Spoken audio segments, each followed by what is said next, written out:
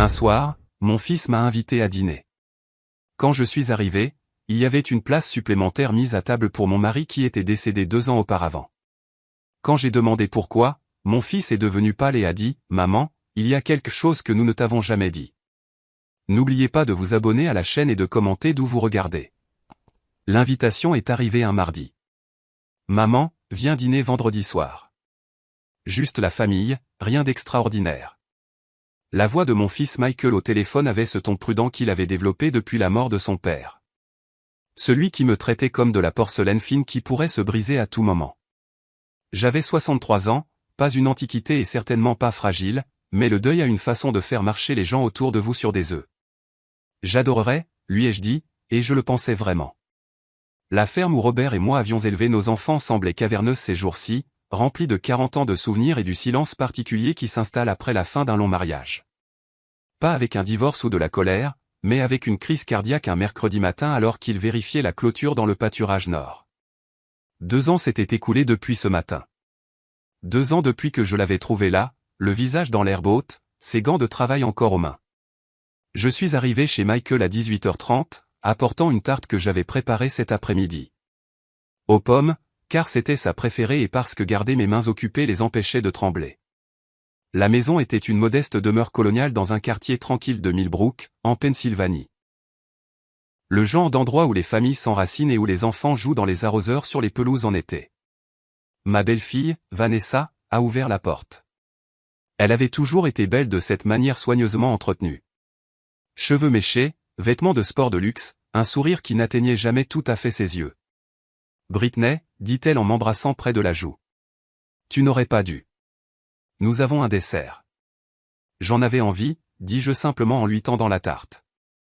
La maison sentait le poulet rôti et autre chose. Quelque chose que je ne pouvais pas tout à fait identifier. Une eau de Cologne, peut-être, ou un après-rasage. Cela a remué quelque chose dans ma mémoire, mais la pensée s'est échappée avant que je puisse l'attraper. Où est Emma ? Ai-je demandé, cherchant ma petite fille. Soirée pyjama chez Madison, a dit Vanessa. On s'est dit que ce serait bien, juste les adultes ce soir. Quelque chose dans son ton m'a fait hésiter, mais Michael est sorti de la cuisine avant que je puisse l'analyser, s'essuyant les mains sur un torchon. Maman, tu es venue. Il m'a serré dans ses bras, et j'ai senti la tension dans ses épaules. La façon dont il m'a tenu juste un peu trop longtemps. Bien sûr que je suis venu, ai-je dit en me reculant pour étudier son visage. Est-ce que tu vas bien ? Tu as l'air fatigué. Le travail a été fou, dit-il sans me regarder dans les yeux. Allez, mangeons. Tout est prêt. La table de la salle à manger était mise avec la belle porcelaine de Vanessa. Le service que sa mère leur avait donné, de couleur crème avec une bordure dorée. Des bougies vacillaient dans des chandeliers en cristal. De la musique classique jouait doucement depuis des haut-parleurs cachés. C'était charmant et formel et complètement différent des dîners de famille décontractés que nous partagions habituellement. Et puis je l'ai vu. 4 couverts, 4 assiettes, 4 jeux d'argenterie, 4 verres à vin captant la lueur des bougies, mais nous n'étions que 3.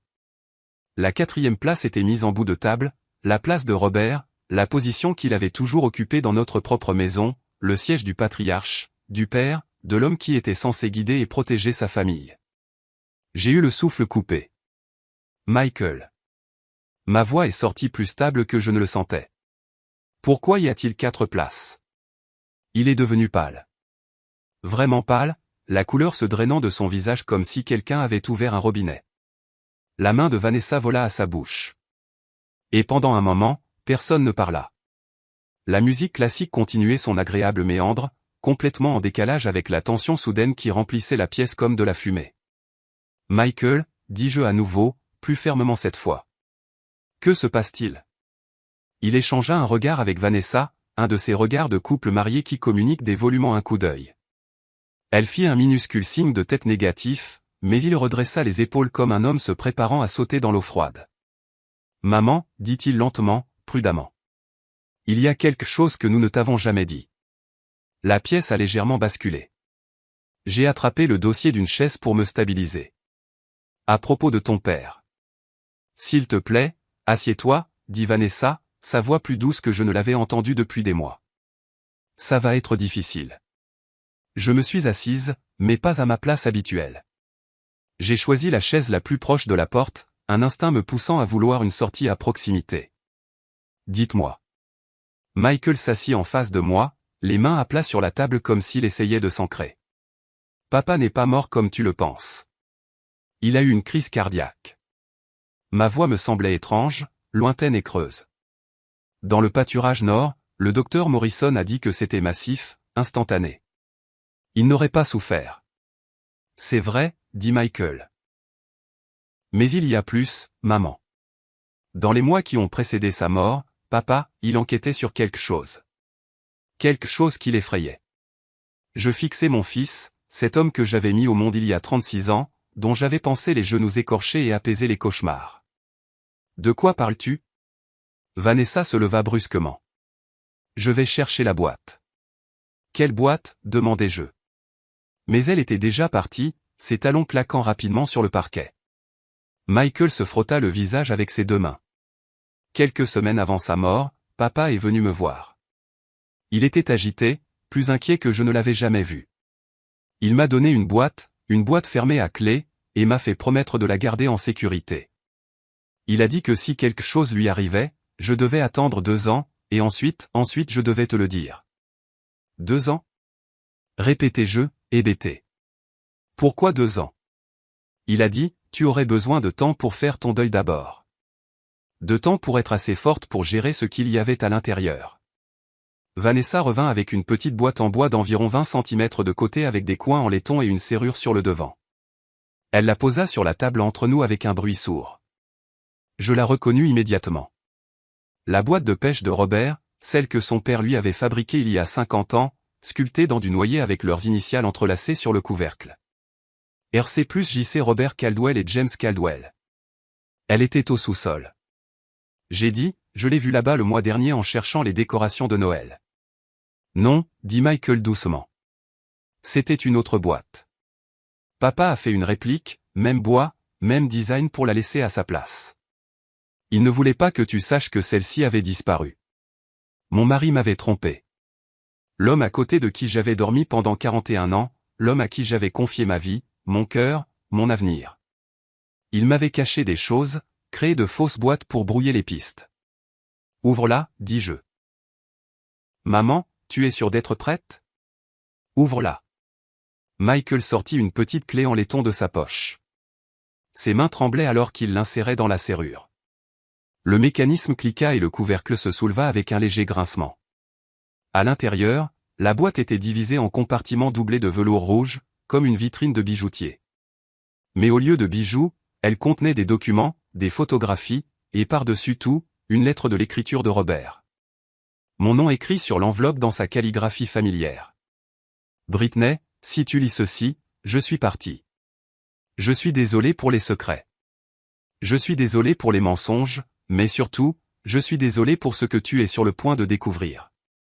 Notre vie ensemble était réelle. Mon amour pour toi était réel. Mais mon passé appartenait à quelqu'un d'autre. Brûle tout ce qui se trouve dans cette boîte après l'avoir lu. Ne fais confiance à personne. Et quoi que tu fasses, ne leur fais pas savoir que tu sais. Ta vie pourrait en dépendre. R. Mes mains tremblaient en posant la lettre. Qu'est-ce que cela signifie? Qui sont-ils? Le visage de Michael était tiré, vieilli au-delà de son âge à la lueur des bougies. Je ne sais pas, maman. Papa ne me l'a jamais dit. Il a juste dit que lorsque les 2 ans seraient écoulés, tu aurais besoin de connaître la vérité sur qui il était vraiment avant de venir à Millbrook.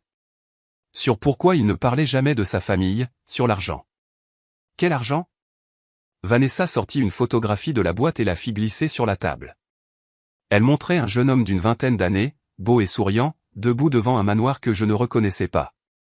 Il portait un costume cher et avait son bras autour d'une belle femme en perles. Le jeune homme était Robert, mais il avait l'air différent. Ses cheveux coiffés différemment, son expression plus arrogante, toute sa prestance celle de quelqu'un d'un monde que je n'avais jamais connu. Qui est cette femme? Murmurai-je. Nous ne savons pas, dit Michael. Mais regarde la date au dos. Je retournai la photo. Écrit à l'encre passée. Newport, juillet 1982. Juillet 1982, le mois avant l'arrivée de Robert à Millbrook, il y a 43 ans. Conduisant un vieux camion et cherchant du travail à la ferme. Le mois avant qu'il n'entre au Arians dîner où je servais et commande un café et une tarte et demande si je connaissais quelqu'un qui embauchait. Le mois avant que notre vie ensemble ne commence. Il y a plus, dit Michael, sa voix à peine plus qu'un murmure. Il sortit une coupure de journal jauni, le papier si vieux qu'il crépitait dans ses doigts. Le titre disait « Héritier d'une famille éminente de Boston porté disparu. Acte criminel suspecté ». Je ne pouvais plus respirer, plus penser. La photographie accompagnant l'article montrait le même jeune homme de l'autre photo, mais le nom en dessous n'était pas Robert Caldwell. C'était James Whitmore III. Maman, dit Michael, et j'entendis la peur dans sa voix. Je pense que papa fuyait quelque chose ou quelqu'un. Et je pense qu'il s'arrêta, déglutissant difficilement. Je pense que celui ou ceux qu'il fuyait l'ont peut-être trouvé. La sonnette retentit. Nous nous sommes tous figés. Le son résonna dans la maison, discordant et déplacé dans le silence soudain. Le visage de Vanessa devint blanc. Nous n'attendons personne, murmura-t-elle. Michael se leva lentement, se dirigeant vers la fenêtre. Il souleva le bord du rideau et regarda dehors. Quand il se retourna vers nous, son expression confirma mes pires craintes. Il y a une voiture dans l'allée. Une berline noire, vitre teintée. 2 hommes en costume viennent de sortir. La sonnette retentit à nouveau, plus longtemps cette fois, plus insistante. Ne répondez pas, m'entendis-je dire. Ma voix semblait étrange, dure. Rien à voir avec la douce veuve que tout le monde pensait connaître. Michael, y a-t-il une porte arrière? Maman, qu'est-ce que tu... Y a-t-il une porte arrière?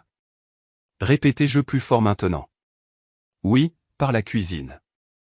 Je saisis la boîte, fourrant la lettre de Robert dans mon sac à main avec la photographie et la coupure de journal. Mes mains bougeaient avec une certitude qui me surprit.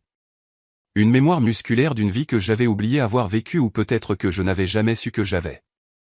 Britney, tu ne peux pas juste, commença Vanessa, mais je la coupai. Écoutez-moi très attentivement, dis-je en les regardant tous les deux. Vous allez répondre à cette porte dans exactement 30 secondes. Vous allez leur dire que je suis parti il y a 1 heure. Vous allez agir naturellement, surpris qu'ils soient là, confus quant à ce qu'ils veulent. Pouvez-vous faire ça? Ils me regardèrent comme si une deuxième tête m'avait poussé. La sonnette retentit une 3e fois. Et maintenant, on frappait aussi. Ferme, autoritaire. Le genre de coup qui disait que quiconque était à l'extérieur n'allait pas partir. Pouvez-vous faire ça, répétai-je plus urgemment. Michael hocha lentement la tête. Vanessa avait l'air terrifiée, mais réussit à faire un petit signe de tête. Bien, dis-je en me dirigeant vers la cuisine. Ne m'appelez pas. N'envoyez pas de SMS. Je vous contacterai quand ce sera sûr. Maman, attends.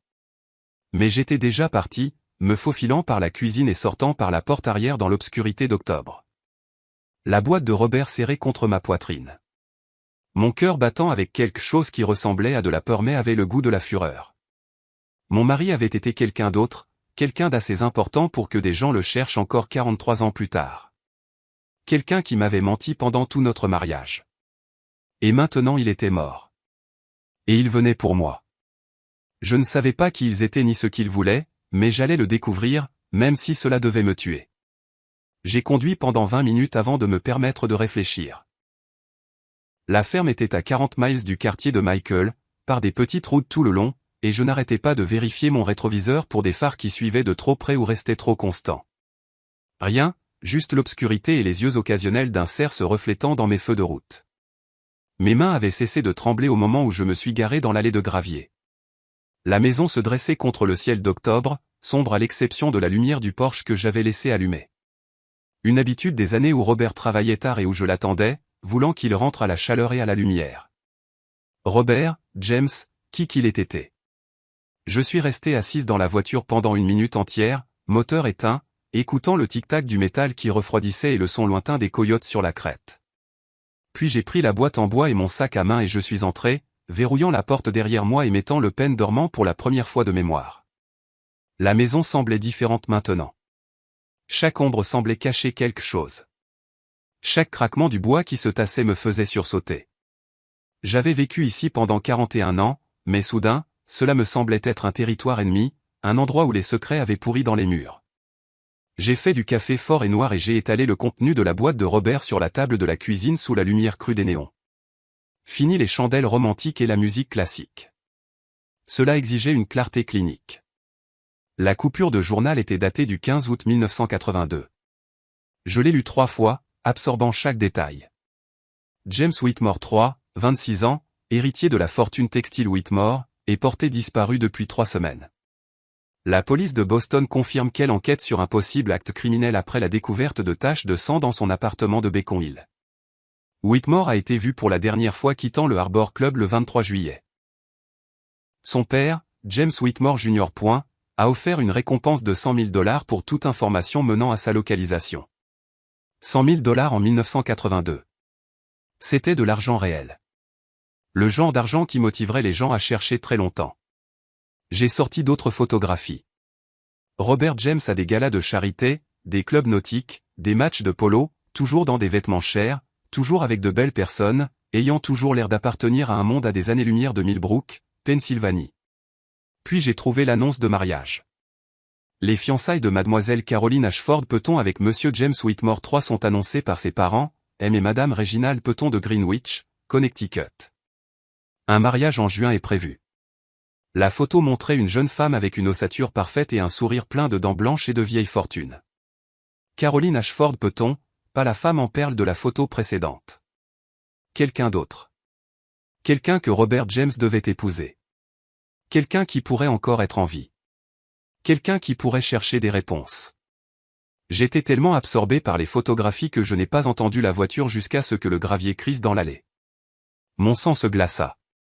J'ai éteint la lumière de la cuisine et je me suis dirigé vers la fenêtre, en faisant attention de rester derrière le rideau. Un SUV sombre était garé dans l'allée, moteur en marche, phares éteints. Personne n'est sorti. Ils sont juste restés là. Une présence fantomatique observant la maison. Mon téléphone a vibré. Un SMS de Michael. « Maman, où es-tu » Ces hommes ont dit qu'ils venaient du bureau de l'avocat de la succession. Ils avaient des questions sur le testament de papa. Est-ce que ça va ? Le bureau de l'avocat de la succession à 21h un vendredi soir. Je n'ai pas répondu. Au lieu de cela, j'ai rassemblé le contenu de la boîte, en remettant tout à l'intérieur. Mes mains travaillaient vite malgré l'adrénaline qui les rendait maladroites. J'avais besoin d'un endroit pour la cacher. Pas le sous-sol. Trop évident. Pas ma chambre. Trop personnel. Le premier endroit où il chercherait. Le grenier. Le vide sanitaire derrière la cheminée où Robert avait rangé de vieux dossiers fiscaux et des fichiers des premières années de la ferme. J'étais à mi-chemin des escaliers du grenier quand je l'ai entendu. Le léger clic de quelqu'un testant la porte arrière. Il ne se contentait plus d'observer. Je me suis déplacé plus vite, montant dans le grenier et relevant les escaliers derrière moi, grimaçant à chaque craquement de bois. Le grenier était exigu et poussiéreux, rempli de 40 ans de vie accumulée. Décoration de Noël, vieux meubles, boîte de vêtements qu'Emma avait dépassées. J'ai rampé à 4 pattes jusqu'à la cheminée, j'ai retiré la plaque de contreplaqué que Robert avait utilisée pour couvrir le vide sanitaire et j'ai poussé la boîte en bois profondément à l'intérieur. En dessous, j'ai entendu le son indubitable de verre brisé. Ils étaient à l'intérieur. Je suis resté figé dans le grenier, respirant à peine, écoutant des pas se déplacer dans ma maison. 2 paires, peut-être 3. Ils n'essayaient plus d'être silencieux. Des tiroirs s'ouvraient et se fermaient. Des meubles raclaient les planchers. Ils cherchaient et ils n'étaient pas doux. Rien en bas. Une voix d'homme. Éduqué. Accent de Boston. Vérifié à l'étage. Des pas dans les escaliers. Lourd. Confiant. Je me suis plaqué contre les chevrons, priant pour que les escaliers du grenier ne soient pas visibles. Priant pour qu'ils ne pensent pas à regarder en haut. Chambre vide. Une autre voix appela. Aucun signe de personne. La voiture est là, donc elle ne peut pas être loin. Vérifiez les dépendances. Les pas se sont retirés. J'ai entendu la porte arrière s'ouvrir et se fermer. À travers une fente dans les planches du grenier, je pouvais voir des faisceaux de lampes de poche balayer la cour, se dirigeant vers la grange et le hangar à matériel. J'avais peut-être 5 minutes. Je suis descendu du grenier en vitesse, me déplaçant aussi silencieusement que possible, et j'ai attrapé mon sac à main là où je l'avais laissé sur la table du couloir. Mes clés de voiture étaient à l'intérieur avec mon téléphone et mon portefeuille. La maison était un désastre. Tiroirs sortis, coussins renversés, papiers éparpillés partout. Ils avaient été minutieux, mais ils n'avaient pas trouvé ce qu'ils cherchaient. Parce qu'ils ne me connaissaient pas. Ne savaient pas qu'une femme qui avait passé 40 ans à gérer une ferme apprend à anticiper, à planifier les catastrophes, à garder les choses importantes à l'abri du feu, des inondations et des petits-enfants curieux. Je suis sorti par la porte d'entrée et j'ai contourné le côté de la maison, en restant dans l'ombre. Le SUV était toujours dans l'allée, moteur en marche. À travers la porte de la grange, je pouvais voir des lampes de poche danser, entendre des voix s'appeler. Ma voiture était bloquée par le SUV. Je devrais marcher. Le voisin le plus proche était la ferme des Morrison, à 2 miles à travers les bois. Ben Morrison avait été le meilleur ami de Robert, celui qui nous avait trouvé des terres à louer quand nous commencions à peine. Celui qui avait aidé à la récolte chaque année jusqu'à ce que l'arthrite le rende impossible. Il avait 80 ans maintenant. Un veuf comme moi, vivant seul avec ses souvenirs et ses fusils. Ses fusils.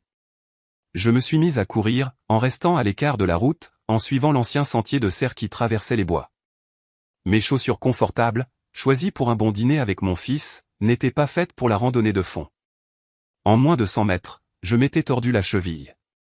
J'ai continué, ignorant la douleur. Des branches me fouettaient le visage dans l'obscurité. Derrière moi, j'ai entendu des cris.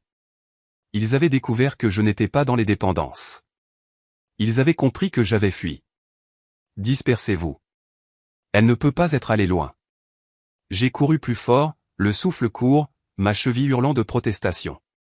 Les bois étaient d'un noir d'encre, à l'exception d'un aperçu occasionnel de la lune à travers la canopée.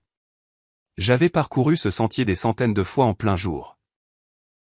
Mais maintenant, chaque arbre se ressemblait. Chaque ombre menaçait de me faire tomber. Un faisceau de lampes de poche a balayé les arbres à ma droite. Trop près. Je me suis jeté au sol derrière une bûche tombée, me plaquant contre la terre humide, essayant de ne pas respirer trop fort. Le faisceau est passé au-dessus de moi, s'est arrêté, et est revenu. Je pouvais entendre des pas s'approcher, des branches craquer sous de lourdes bottes. J'ai du mouvement. Secteur 3. Une voix appela dans une radio. Poursuite en cours. Les pas se rapprochèrent. Je pouvais maintenant voir la silhouette d'un homme, grand et large d'épaules, tenant une lampe de poche dans une main et autre chose dans l'autre. Quelque chose qui aurait pu être un téléphone ou un pistolet. J'ai attrapé une poignée de terre et de pierres et je l'ai lancée aussi fort que possible sur ma gauche, loin du chemin menant à la ferme des Morrison. L'homme se tourna vers le bruit, sa lampe de poche suivant, et je filai dans la direction opposée. Là, cria-t-il, elle court. Mais j'avais une longueur d'avance maintenant, et je connaissais ces bois. J'ai quitté le sentier des cerfs pour un chemin plus étroit qui serpentait entre des sous-bois denses. Les branches déchiraient mes vêtements et ma peau, mais je n'ai pas ralenti. La ferme Morrison était proche maintenant. Je pouvais voir la faible lueur de son éclairage de sécurité à travers les arbres. J'ai déboulé des bois dans l'arrière-cour de Ben Morrison juste au moment où les lumières se sont allumées dans la maison. La porte arrière s'est ouverte et Ben est apparu, fusil à la main, en pyjama et en robe de chambre élimée. Brittany. Sa voix était aiguë d'alarme. Qu'est-ce qui se passe, bon sang? Ben, s'il te plaît. J'ai halté, boitant vers lui. J'ai besoin d'aide. Des hommes me poursuivent. Ils sont entrés par effraction chez moi. Il n'a pas hésité. Ben Morrison avait servi au Vietnam, avait vu des choses dont il ne parlait jamais, et il reconnaissait le danger quand il le voyait. Entre maintenant. J'ai trébuché en franchissant la porte et il l'a verrouillée derrière nous, éteignant les lumières. Nous sommes restés dans l'obscurité de sa cuisine, respirant tous les deux difficilement, pendant qu'il regardait par la fenêtre. Combien, demanda-t-il doucement. 3, peut-être 4. Ils sont venus dans un SUV sombre. Ben, ce ne sont pas que des cambrioleurs. Ils cherchent quelque chose de précis. Quelque chose à voir avec Robert. Je le regardais vivement. Qu'est-ce que tu sais? Dans la faible lumière de sa lampe de sécurité extérieure, je vis son expression se durcir. Robert et moi avons parlé vers la fin. Il était inquiet. Il a dit, si quelque chose lui arrivait, tu pourrais avoir besoin de protection. Il te l'a dit. La trahison me coupa encore plus profondément. Tu savais qu'il mentait sur son identité. Je savais qu'il avait un passé qu'il ne voulait pas qu'on retrouve, dit Ben prudemment. Je n'ai pas posé de questions. Un homme a droit à ses secrets, mais il m'a fait promettre que si des ennuis survenaient, je m'assurerais que tu sois en sécurité. Un faisceau de lampes de poche a balayé la cour. Ils arrivent, ai-je murmuré. Ben s'est approché de la fenêtre, le fusil prêt. Mon camion est dans le garage. Les clés sont sur le contact. Sors par l'avant. Prends-le. Va en ville. Au poste de police. Ben, je ne peux pas te laisser ici. Je suis un vieil homme avec un fusil sur ma propre propriété, et ils sont en train d'empiéter. Tu penses que je ne peux pas gérer quelques gars de la ville? Il sourit sinistrement. De plus, quelqu'un doit faire venir le shérif Patterson ici. Vas-y maintenant. Et Britney? Il me regarda, et dans ses yeux, je vis quelque chose que je n'avais jamais remarqué auparavant. Le soldat qu'il avait été, l'homme qui avait survécu à l'enfer et était rentré changé. Robert aimait. Quoi qu'il ait menti d'autre, c'était vrai. Il me l'a dit lui-même juste avant de mourir. Il a dit que tu étais la seule chose réelle dans toute sa fichue vie. Mes yeux brûlaient de larmes que je n'avais pas le temps de verser. Merci. La porte d'entrée est déverrouillée. Le garage est attenant. 3 minutes d'avance. Ensuite, j'appelle la loi et je fais du bruit de mon côté. Je lui serrai le bras et courus à travers la maison sombre jusqu'à la porte d'entrée, dans le garage où son vieux pick-up Ford attendait. Le moteur rugit et je démarrai en trombe, phares éteints, n'utilisant que le clair de lune pour naviguer sur la route. Dans le rétroviseur, je vis des faisceaux de lampes de poche converger vers la maison de Ben. Puis j'entendis le coup de fusil. Un coup de semonce, j'espérais, pas quelque chose de pire. J'allumai les phares et conduisis plus vite, prenant les petites routes vers la ville, vers le poste de police, vers la sécurité. Mon téléphone a sonné, un numéro que je ne reconnaissais pas. Contre toute logique, j'ai répondu. Madame Caldwell, une voix de femme, cultivée et froide. Ou devrais-je dire, Madame Whitmore? Mon cœur s'est arrêté. Nous devons parler, continua la voix. De votre défunt mari, de l'argent qu'il a volé, et des très graves ennuis dans lesquels vous vous trouvez, à moins que vous ne coopériez. Qui est-ce? Quelqu'un qui cherche James Whitmore depuis 43 ans. Quelqu'un qui mérite des réponses. Quelqu'un qui n'a plus de patience. La ligne est devenue silencieuse. J'ai regardé le téléphone dans ma main tremblante, puis la route sombre devant moi, et j'ai réalisé avec une certitude écœurante que ce n'était que le début. Il savait qui j'étais. Il savait pour Robert, et il savait que j'avais quelque chose qu'il voulait. La seule question était, que étais-je prête à faire pour survivre? Je ne suis pas allé au poste de police. Quelque chose dans cet appel téléphonique, la voix de la femme, la certitude dans son ton, la façon dont elle avait dit coopérer, m'a dit qu'impliquer les forces de l'ordre local serait une erreur. Ces gens avaient des ressources.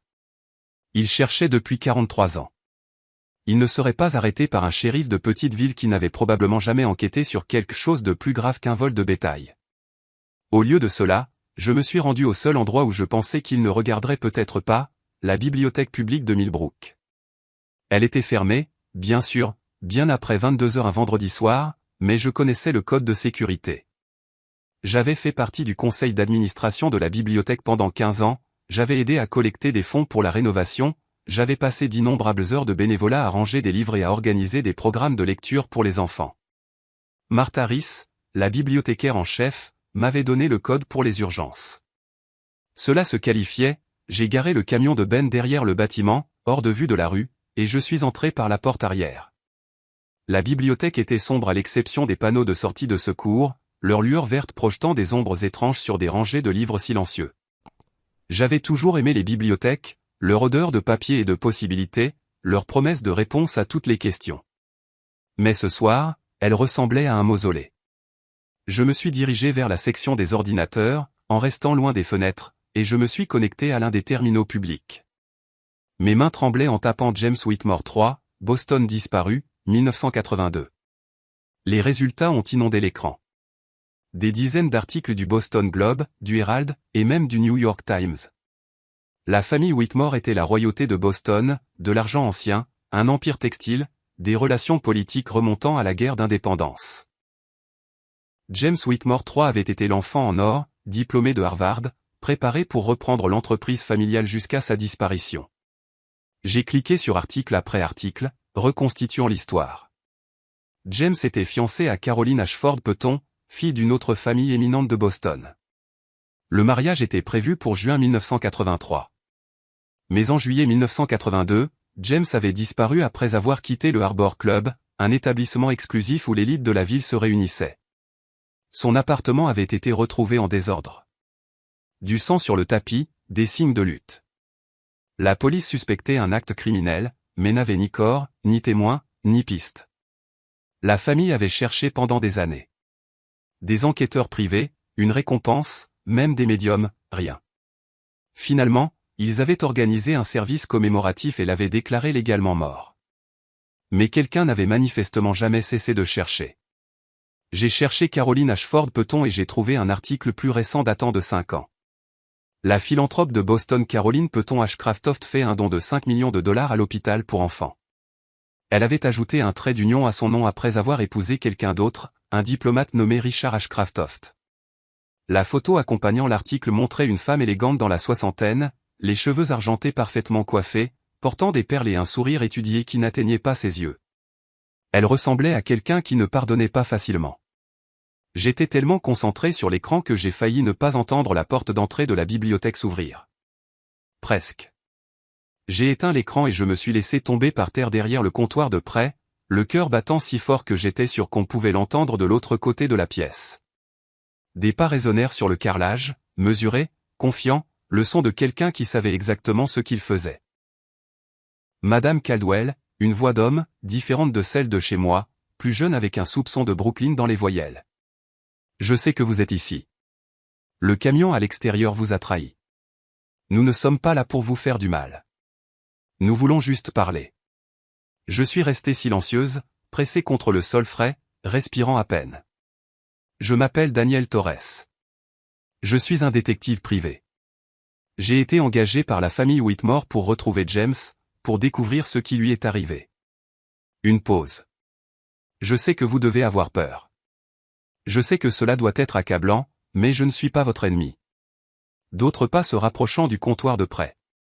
Je travaille sur cette affaire depuis 3 ans, continua-t-il, sa voix s'adoucissant. La famille m'a engagé après la mort du premier enquêteur. 73 ans, il n'a jamais perdu espoir. C'est le genre d'emprise que James Whitmore avait sur les gens. Même après sa disparition, il ne pouvait pas le laisser partir. Il était presque au comptoir maintenant. Je pouvais voir l'ombre de ses jambes à travers l'espace en bas. Voici ce que je pense qu'il s'est passé, dit Torres. Je pense que James est tombé sur quelque chose qu'il n'était pas censé savoir. Quelque chose sur l'entreprise de sa famille, quelque chose de criminel ou du moins de moralement discutable. Je pense qu'il a menacé de le révéler. Et je pense que quelqu'un a essayé de le tuer pour ça. Je retins mon souffle. Mais James était intelligent, plein de ressources. Il a survécu et il a fui. Il a changé de nom, changé de vie, et resté caché pendant 43 ans. Cela demande de la discipline, de la planification, et cela demande de l'amour. Le genre d'amour qui pousse un homme à renoncer à tout ce qu'il était pour une chance d'avoir quelque chose de réel. Malgré moi, malgré la peur, j'ai senti des larmes couler sur mes joues. La question est, dit Torres doucement. Qu'a-t-il emporté avec lui quand il a fui? Quelle preuve avait-il? Parce que quelqu'un est très intéressé à s'assurer qu'elles restent enterrées. Et ces gens, ceux qui sont entrés par effraction chez vous ce soir, ils ne sont pas comme moi. Ils ne veulent pas seulement des informations. Ils veulent l'élimination. Il s'accroupit et soudain nous étions face à face à travers l'ouverture du bureau. Il était plus jeune que ce à quoi je m'attendais, peut-être 40 ans, avec des yeux sombres qui contenaient quelque chose comme de la sympathie. S'il vous plaît, dit-il, laissez-moi vous aider avant qu'il ne vous retrouve. J'ai pris une décision. C'était peut-être la mauvaise. Je le saurais assez tôt. Mais assise dans le noir, traquée et seule, j'ai décidé de faire confiance à l'homme aux yeux bienveillants. Je me suis levé lentement, les mains visibles, sans menace. Torres s'est levé aussi, et j'ai vu qu'il ne tenait qu'un téléphone, pas une arme. Merci, a-t-il dit. Il a fallu du courage. Comment saviez-vous que je viendrais ici? Je vous observe depuis 3 semaines, Madame Caldwell, j'apprends vos habitudes, vos routines. Vous venez à la bibliothèque tous les mardis après-midi. Vous êtes bénévole pour le programme d'alphabétisation. Quand vous êtes stressé, vous lisez. Cela semblait être un endroit logique. 3 semaines. Les implications se sont imposées. Vous m'observez depuis avant que ces gens n'arrivent. Je devais m'assurer que vous ne faisiez pas partie de ce que James fuyait. Que vous étiez innocente. Il a rangé son téléphone. Vous l'êtes, d'ailleurs, innocente. Vous n'aviez aucune idée de qui il était vraiment. Non, dis-je amèrement. Je n'avais aucune idée que tout mon mariage était un mensonge. Ce n'était pas un mensonge, la voix de Torres était ferme. J'ai lu tous les rapports, toutes les interviews, chaque bribe d'information sur James Whitmore. Cet homme était beaucoup de choses. Privilégié, arrogant, imprudent, mais il n'était pas un bon acteur. Il n'aurait pas pu simuler 41 ans de dévotion. Il vous aimait, Madame Caldwell. De cela, j'en suis certain. Alors pourquoi m'a-t-il menti? Pour vous protéger. Parce que ce qu'il savait, ce qu'il avait, était assez dangereux pour qu'on tue pour ça. C'est toujours le cas, apparemment. Je me suis affalé sur l'une des chaises de la bibliothèque, soudainement épuisé. Il y a une boîte, des papiers, des photographies, des documents. Il me l'a laissé avec notre fils. Des instructions pour l'ouvrir 2 ans après sa mort. Les yeux de Torres se sont aiguisés. Où est-elle maintenant? Cachée, en sécurité. J'ai besoin de la voir. Pourquoi devrais-je vous faire confiance? Je l'ai regardé directement. Vous avez dit vous-même qu'il y a des gens qui veulent éliminer les preuves. Comment puis-je savoir que vous ne travaillez pas pour eux? Vous ne le savez pas, a-t-il admis. Mais considérez ceci. Si je voulais vous faire du mal, j'aurais pu le faire il y a 3 semaines. Si je voulais que les preuves soient détruites, j'aurais pu incendier votre maison pendant que vous dormiez. Je suis ici parce que je veux la vérité.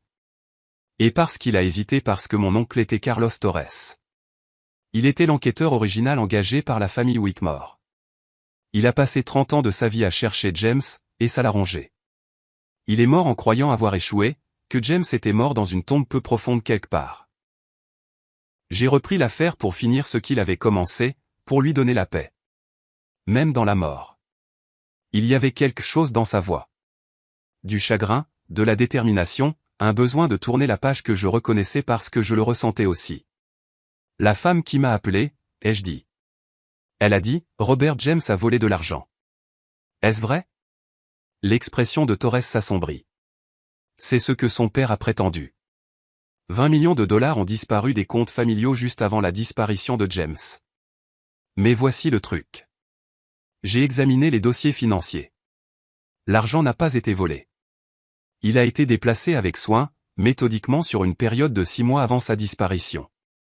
James ne fuyait pas un vol. Il documentait quelque chose. Quoi? Le blanchiment d'argent. L'entreprise familiale des Whitmore n'était pas seulement le textile. C'était une façade pour blanchir de l'argent pour des gens très dangereux. James l'a découvert et il a rassemblé des preuves. Ces 20 millions, c'était de l'argent sale qu'il a déplacé sur des comptes où il pouvait être tracé. Il constituait un dossier. Les pièces se sont emboîtées avec une clarté écœurante. Et puis ils sont venus le chercher. Oui, mais il s'est échappé. Et il a emporté les preuves avec lui. J'ai pensé à la boîte en bois cachée dans le vide sanitaire de mon grenier. Aux documents que je n'avais pas encore examinés, à l'avertissement final de Robert, ne faire confiance à personne. Si ce que vous dites est vrai, dis-je lentement, alors ces preuves valent la peine de tuer pour. Encore, après 43 ans, certaines des personnes impliquées sont toujours en vie, toujours puissantes, ont toujours tout à perdre. Torres se pencha en avant. Madame Caldwell, Brittany, je peux vous protéger, mais seulement si vous me le permettez. Avant que je puisse répondre, mon téléphone a vibré. Un SMS de Michael. Maman, s'il te plaît, appelle-moi. Vanessa est à l'hôpital. Ils l'ont blessée. Le monde a basculé. Quoi? Torres a vu mon expression. Qu'est-ce qui ne va pas? Je lui ai montré le SMS avec des mains tremblantes. Il a juré à voix basse. Ils intensifient la pression. Ils utilisent votre famille pour vous faire pression. Il a sorti son téléphone. Ses doigts se déplaçaient rapidement sur l'écran. J'appelle des renforts. Des gens en qui j'ai confiance. Nous devons mettre votre fils et votre petite-fille en sécurité. Emma, ai-je murmuré. Elle est à une soirée pyjama. Chez Madison. Avez-vous l'adresse? J'ai hoché la tête, mon esprit tournant à plein régime. Michael avait dit que Vanessa était blessée. À quel point? Et pourquoi s'en prendrait-il à elle plutôt qu'à lui? À moins qu'il n'ait aussi ciblé Michael. À moins que le SMS ne vienne pas du tout de lui. Attends. J'ai attrapé le bras de Torres. Appelle le numéro. Ne réponds pas par SMS. Appelle-le. Si c'est vraiment Michael, il y répondra. Sinon. Les yeux de Torres s'écarquillèrent de compréhension. Il appuya sur le bouton d'appel et mit le téléphone sur haut-parleur. Il sonna 4 fois. Puis une voix de femme répondit. La même voix cultivée et froide de l'appel précédent. Madame Caldwell. C'est si gentil de votre part de nous contacter. Votre fils va bien, d'ailleurs, pour l'instant. Tout comme votre belle-fille, mais ma patience s'épuise. Que voulez-vous? Ma voix sortit ferme et dure. Je veux ce que James a volé à ma famille. Je veux les documents qu'il a utilisés pour nous trahir. Et je les veux dans les 12 heures. Où les gens que vous aimez commenceront à mourir. Une pause. Est-ce que nous nous comprenons? Qui êtes-vous? Quelqu'un que vous auriez dû rencontrer il y a longtemps. Quelqu'un qui était censé faire partie de la famille. La voix de la femme dégoulinait de venin. Je suis Caroline Peton-Ashcroft. La fiancée de James. La femme qu'il a abandonnée sans explication, sans conclusion, sans dignité. La femme qui a passé 43 ans à se demander pourquoi. Mon souffle se coupa. C'est vous qui êtes derrière tout ça, les effractions, les menaces. Je suis derrière la recherche de la vérité. Quoi qu'il en coûte. Sa voix se durcit. 12 heures, Madame Caldwell. Les documents en échange de la sécurité de votre famille. Je vous contacterai pour les détails du lieu. La ligne est devenue silencieuse. Torres et moi nous sommes regardés dans la faible lumière de la bibliothèque. Elle ne travaille pas pour les gens qui ont blanchi l'argent, dis-je lentement, la réalisation se faisant jour. Elle travaille contre eux. Elle veut se venger ou obtenir justice, a rétorqué Torres. Cela dépend de votre point de vue. Quoi qu'il en soit, elle a ma famille et elle veut des preuves qui pourraient détruire des personnes puissantes. Je me suis levé. Décision prise. Nous devons récupérer cette boîte maintenant avant que quelqu'un d'autre ne soit blessé. Elle est à votre ferme. Oui, c'est le premier endroit où ils chercheront. Ils y sont peut-être déjà. Alors nous devrons être plus malins qu'eux. J'ai croisé son regard. Vous avez dit que vous vouliez la vérité. Eh bien, voici votre chance. Mais comprenez bien ceci. Une fois que nous ouvrirons cette boîte, une fois que nous verrons ce que Robert James a passé 43 ans à protéger, il n'y aura pas de retour en arrière. Des gens mourront. Peut-être nous y compris. Torres sourit sombrement. Madame, je chasse des fantômes depuis 3 ans. Je suis prêt pour de vraies réponses. Alors allons les chercher. Nous sommes sortis par la porte arrière dans la nuit d'octobre, et j'ai réalisé avec une certitude glaciale que la femme que j'avais été, la douce veuve, la grand-mère patiente, la femme qui faisait des tartes et faisait du bénévolat dans les bibliothèques, avait disparu. À sa place se trouvait quelqu'un de plus dur, de plus vif, quelqu'un qui avait été marié à un homme qui avait déjoué certains des personnages les plus dangereux du monde pendant 4 décennies, quelqu'un qui avait appris de lui, même sans le savoir. Les chasseurs étaient devenus les chassés, et j'en avais fini de fuir. Nous nous sommes approchés de la ferme par l'est, en passant par la propriété des Henderson, coupant à travers des champs que je connaissais depuis que mes enfants étaient jeunes. Torres conduisait sans les phares, naviguant au clair de lune. Tandis que j'étais assise sur le siège passager du camion de Ben, planifiant notre approche comme un général planifiant un siège. Il était presque minuit. Le délai de 12 heures que Caroline m'avait donné signifiait que j'avais jusqu'à midi demain. Mais le temps n'était pas la seule pression qui pesait sur nous. Deux véhicules dans votre allée, a dit Torres, regardant à travers des jumelles. Un SUV noir et une berline. Au moins 4 personnes, peut-être plus. Il n'essaie même pas de se cacher. Pourquoi le ferait-il? Dis-je amèrement. Ils ont ce qu'ils veulent. Un moyen de pression. Ils savent que je reviendrai. Le ferez-vous? Je l'ai regardé. Je suis là, n'est-ce pas? Nous nous sommes garés à un demi-mile de là, cachés derrière la grange à matériel des Henderson, et nous nous sommes approchés à pied à travers les bois. Ma cheville me lançait là où je l'avais tordue plus tôt, je l'ai ignoré. La douleur n'était qu'une information, et en ce moment, elle me disait que j'étais vivante. La ferme était éclairée de toutes parts. Chaque fenêtre était illuminée, comme s'ils voulaient s'assurer que je savais qu'ils en avaient pris possession. Par la fenêtre de la cuisine, je pouvais voir des silhouettes bouger, chercher, saccager ma vie pièce par pièce. Le grenier, ai-je chuchoté à Torres. La boîte est cachée derrière la cheminée dans le vide sanitaire, mais nous ne pouvons pas y accéder de l'intérieur. Pas avec eux ici. Y a-t-il un autre moyen? J'ai pensé à la construction de la ferme. Les rénovations que Robert et moi avions faites au fil des ans. Les secrets de sa structure que seuls nous connaissions. Le toit. Il y a une trappe d'accès sur le côté nord qui mène directement au grenier. Robert l'a installée il y a 15 ans quand nous avions des écureuils qui nichaient là-haut. Il voulait pouvoir vérifier les dégâts sans passer par la maison. Peux-tu grimper? J'ai 63 ans, pas morte.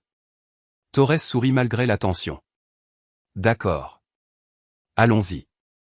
Nous avons fait un grand cercle, en restant à la lisière des arbres jusqu'à ce que nous atteignions le côté nord de la maison où les ombres étaient les plus profondes.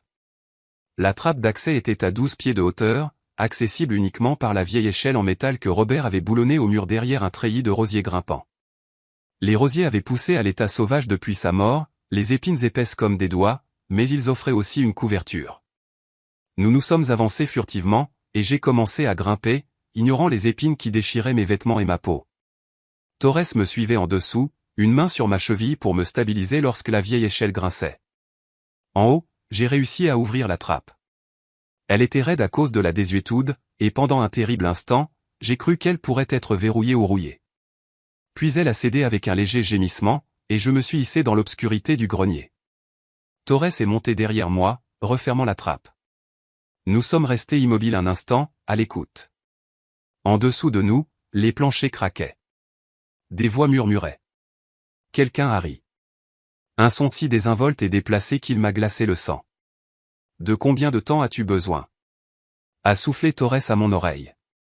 2 minutes. J'ai rampé vers la cheminée, mes mains trouvant des formes familières dans l'obscurité. Les boîtes d'ornements de Noël, la vieille malle pleine des vêtements de bébé d'Emma, la pile des journaux de ferme de Robert que je n'avais jamais eu le cœur de jeter. Tout était exactement là où je l'avais laissé, sauf le contreplaqué recouvrant le vide sanitaire. Il avait été déplacé. Pas beaucoup, peut-être 15 centimètres, mais assez pour que je sache que quelqu'un était passé par là. Quelqu'un avait trouvé la boîte. Mon cœur s'est arrêté. J'ai quand même fouillé dans le vide sanitaire, mes doigts grattant la poussière et l'isolant, désespéré et incrédule. Rien. La boîte avait disparu. Torres, ai-je murmuré, la voix brisée. Elle n'est pas là. Il a rampé rapidement, a vérifié par lui-même, le visage sombre dans la faible lueur de la lune filtrant à travers les évents du grenier. Ils l'ont trouvée. Quand ce n'était pas eux, la prise de conscience m'a frappé comme un coup de poing. Ils cherchent toujours. S'ils avaient la boîte, ils seraient partis. Alors qui? Une planche a craqué juste en dessous de nous. Nous nous sommes figés. Vérifiez à nouveau le grenier. A dit une voix d'homme. Elle connaît cet endroit par cœur. Si je cachais quelque chose de précieux, je le mettrais quelque part où je pourrais y accéder sans que personne ne le sache. Des pas dans les escaliers du grenier. Torres et moi nous sommes regardés. Et j'ai vu ma propre peur se refléter dans ses yeux. Nous étions piégés. La trappe d'accès était notre seule sortie. Mais descendre prendrait du temps. Un temps que nous n'avions pas. Et même si nous y parvenions, ils nous entendraient, nous poursuivraient, nous attraperaient. Les escaliers du grenier se sont repliés avec un gémissement métallique. J'ai attrapé le bras de Torres et je l'ai tiré vers le coin le plus éloigné où le toit était le plus bas, où des décennies de bric-à-brac accumulés créaient un labyrinthe d'obstacles. Nous nous sommes plaqués derrière une pile de vieux meubles, respirant à peine alors que des faisceaux de lampes de poche balayaient le grenier. Rien ici que de la poussière et des ordures, a dit l'homme, sa lumière passant à quelques centimètres de l'endroit où nous nous cachions. Elle n'est pas assez stupide pour cacher quelque chose d'évident. Continuez à chercher quand même. Le patron veut que cet endroit soit mis sens dessus dessous. Deux d'entre eux maintenant, se déplaçant dans le grenier, leur lumière méthodique et approfondie. Ce n'était qu'une question de temps avant qu'ils ne nous trouvent. Et puis mon téléphone a sonné, pas seulement vibré, sonné. La sonnerie joyeuse que j'avais choisie pour le numéro de Michael. Incroyablement forte dans le silence du grenier. Tout s'est passé en même temps. La lampe de poche s'est tournée vers nous. Torres a bondi en avant, plaquant l'homme le plus proche, les faisant tous deux s'écraser dans des boîtes. J'ai rampé vers la trappe d'accès, mon téléphone sonnant toujours, révélant notre position comme un phare. Le deuxième homme a attrapé ma cheville, a tiré fort, et je suis tombé, ma tête heurtant une poutre en bois. Des étoiles ont explosé dans ma vision. À travers le bourdonnement dans mes oreilles, j'ai entendu Torres grogner de douleur. J'ai entendu le bruit sourd des poings sur la chair. J'ai entendu quelqu'un crier en bas. J'ai donné un coup de pied en arrière, mon talon heurtant quelque chose de mou. L'homme a juré, et sa prise s'est desserrée. J'ai rampé vers l'avant, j'ai atteint la trappe d'accès, je l'ai poussée pour l'ouvrir, et j'ai commencé à descendre sans regarder en arrière. « Brittany, vas-y !» a crié Torres de quelque part au-dessus de moi. J'ai sauté les derniers 2 mètres, atterrissant durement dans les rosiers, les épines me déchiquetant les bras et le visage. Derrière moi, j'ai entendu l'homme suivre, j'ai entendu d'autres voix converger, j'ai entendu le chaos organisé d'une chasse. J'ai couru à travers la cour, au-delà de la grange, dans les champs où les chaumes de maïs restaient de la récolte d'automne. Mes poumons brûlaient. Ma vision était floue à cause du coup à la tête. Mais j'ai continué à courir parce que s'arrêter signifiait être capturé et être capturé signifiait qu'ils sauraient que je n'avais pas ce qu'ils voulaient. Être capturé signifiait que je leur étais inutile. Être capturé signifiait que j'étais morte. J'avais fait peut-être 200 mètres quand des phares se sont allumés devant moi, traversant le champ, me piégeant dans leur éblouissement. Une voiture, je ne pouvais pas dire de quelle sorte, était à l'arrêt, porte ouverte. Quelqu'un se tenait à côté. Madame Caldwell. Une voix de femme familière, mais pas la voix du téléphone. S'il vous plaît, arrêtez de courir. Je ne suis pas là pour vous faire du mal. J'ai ralenti, mon corps hurlant pour de l'oxygène. Mon esprit essayant de traiter cette nouvelle menace. La femme est entrée dans la lumière et je l'ai vue clairement pour la première fois. Elle avait la trentaine, habillée de manière professionnelle malgré l'heure tardive, avec des cheveux noirs tirés en un chignon soigné. Et elle tenait quelque chose dans ses mains. La boîte en bois de Robert. Je m'appelle Jennifer Matsumoto, dit-elle calmement, comme si nous nous rencontrions à un cocktail au lieu d'un chant à minuit. Je suis avocate au cabinet Blackstone & Associates. J'ai été l'exécutrice testamentaire de votre mari ces 2 dernières années, et je pense que nous devons parler. Derrière moi, j'ai entendu des cris, le bruit de gens se dispersant pour chercher. Il m'avait perdu dans l'obscurité, mais il me retrouverait bientôt. Montez dans la voiture, a dit Jennifer. Maintenant, avant qu'il ne vous voie. J'ai hésité une seconde cruciale, essayant de décider si c'était un autre piège, une autre couche de tromperie. Mais la boîte était réelle, et elle l'avait depuis 2 ans, ce qui signifiait que Robert lui avait fait confiance, qu'il avait prévu ce moment. Je suis monté dans la voiture. Jennifer s'est glissée derrière le volant et a conduit sans allumer les phares, naviguant dans le champ de mémoire, par instinct ou par pur courage. En quelques secondes, nous étions sur la petite route qui s'éloignait de la ferme, et elle a finalement allumé les phares. Torres, ai-je haleté. Il y a un homme, Daniel Torres. Il est toujours là-bas. Ils vont le tuer. Monsieur Torres peut prendre soin de lui-même, a dit Jennifer en jetant un coup d'œil dans le rétroviseur. Il est ancien militaire, ancien du FBI. Votre mari l'a choisi spécifiquement. Quoi? Robert ne l'a pas choisi. Torres a dit qu'il avait été engagé par la famille Whitmore. Torres a menti. La voix de Jennifer était neutre. Il a été engagé par votre mari il y a 3 ans, avant la mort de Robert. Engagé pour enquêter sur les personnes qui le recherchaient, pour déterminer le niveau de menace et pour vous protéger le moment venu. Tout ce qu'il vous a dit ce soir était conçu pour instaurer la confiance tout en vous gardant en sécurité. Ma tête tournait. Mais il a dit qu'il m'avait parlé de son oncle, de l'enquête. Tout est vrai, mais son oncle n'a pas été engagé par la famille Whitmore. Il a été engagé par votre mari il y a 30 ans pour surveiller, pour l'avertir si quelqu'un s'approchait. Quand son oncle est mort, Torres a pris la relève. Il vous protège depuis avant que vous ne sachiez que vous aviez besoin de protection. Je la fixais, essayant de concilier cette information avec tout ce que je croyais savoir. Qui êtes-vous vraiment? Exactement qui j'ai dit. Une avocate. Mais je suis aussi la personne à qui votre mari a confié la chose la plus importante de sa vie, la vérité. Elle me jeta un coup d'œil, son expression s'adoucissant. Il vous aimait beaucoup, Madame Caldwell. Tout ce qu'il a fait, chaque mensonge qu'il a dit, chaque précaution qu'il a prise. C'était pour vous garder en sécurité. À l'abri de qui? De tout le monde.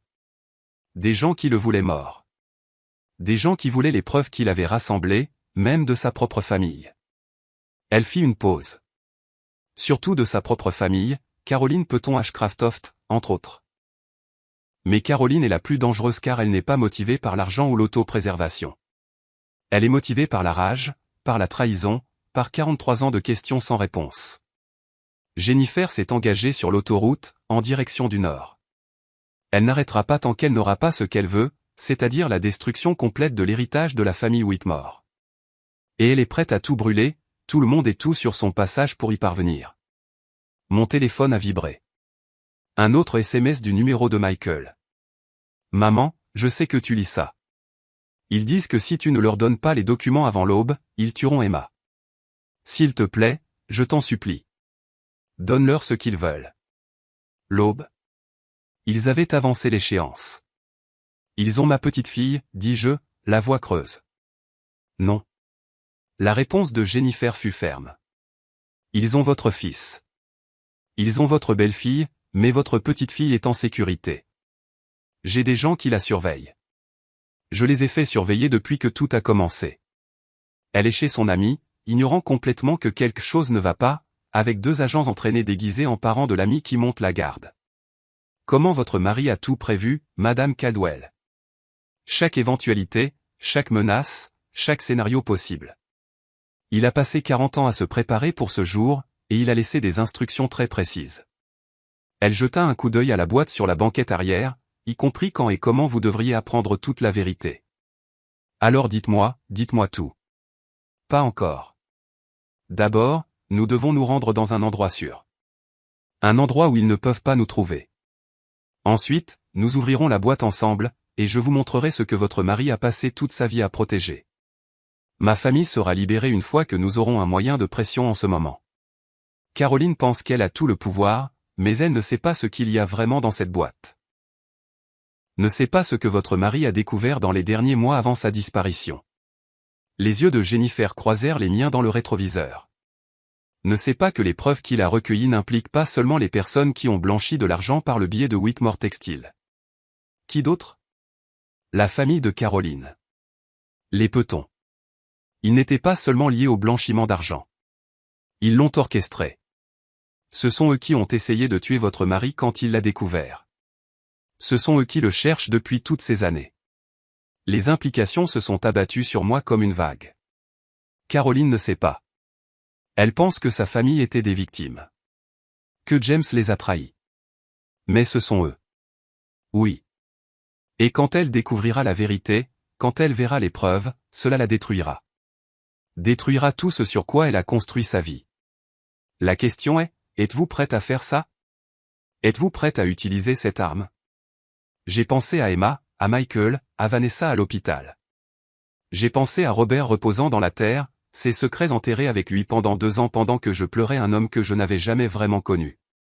Et j'ai pensé à la femme que j'étais il y a à peine 24 heures, la douce veuve qui faisait des tartes Élysée aux enfants à la bibliothèque. Elle avait disparu. Oui, ai-je dit. Je suis prête. Jennifer a hoché la tête, satisfaite. Bien.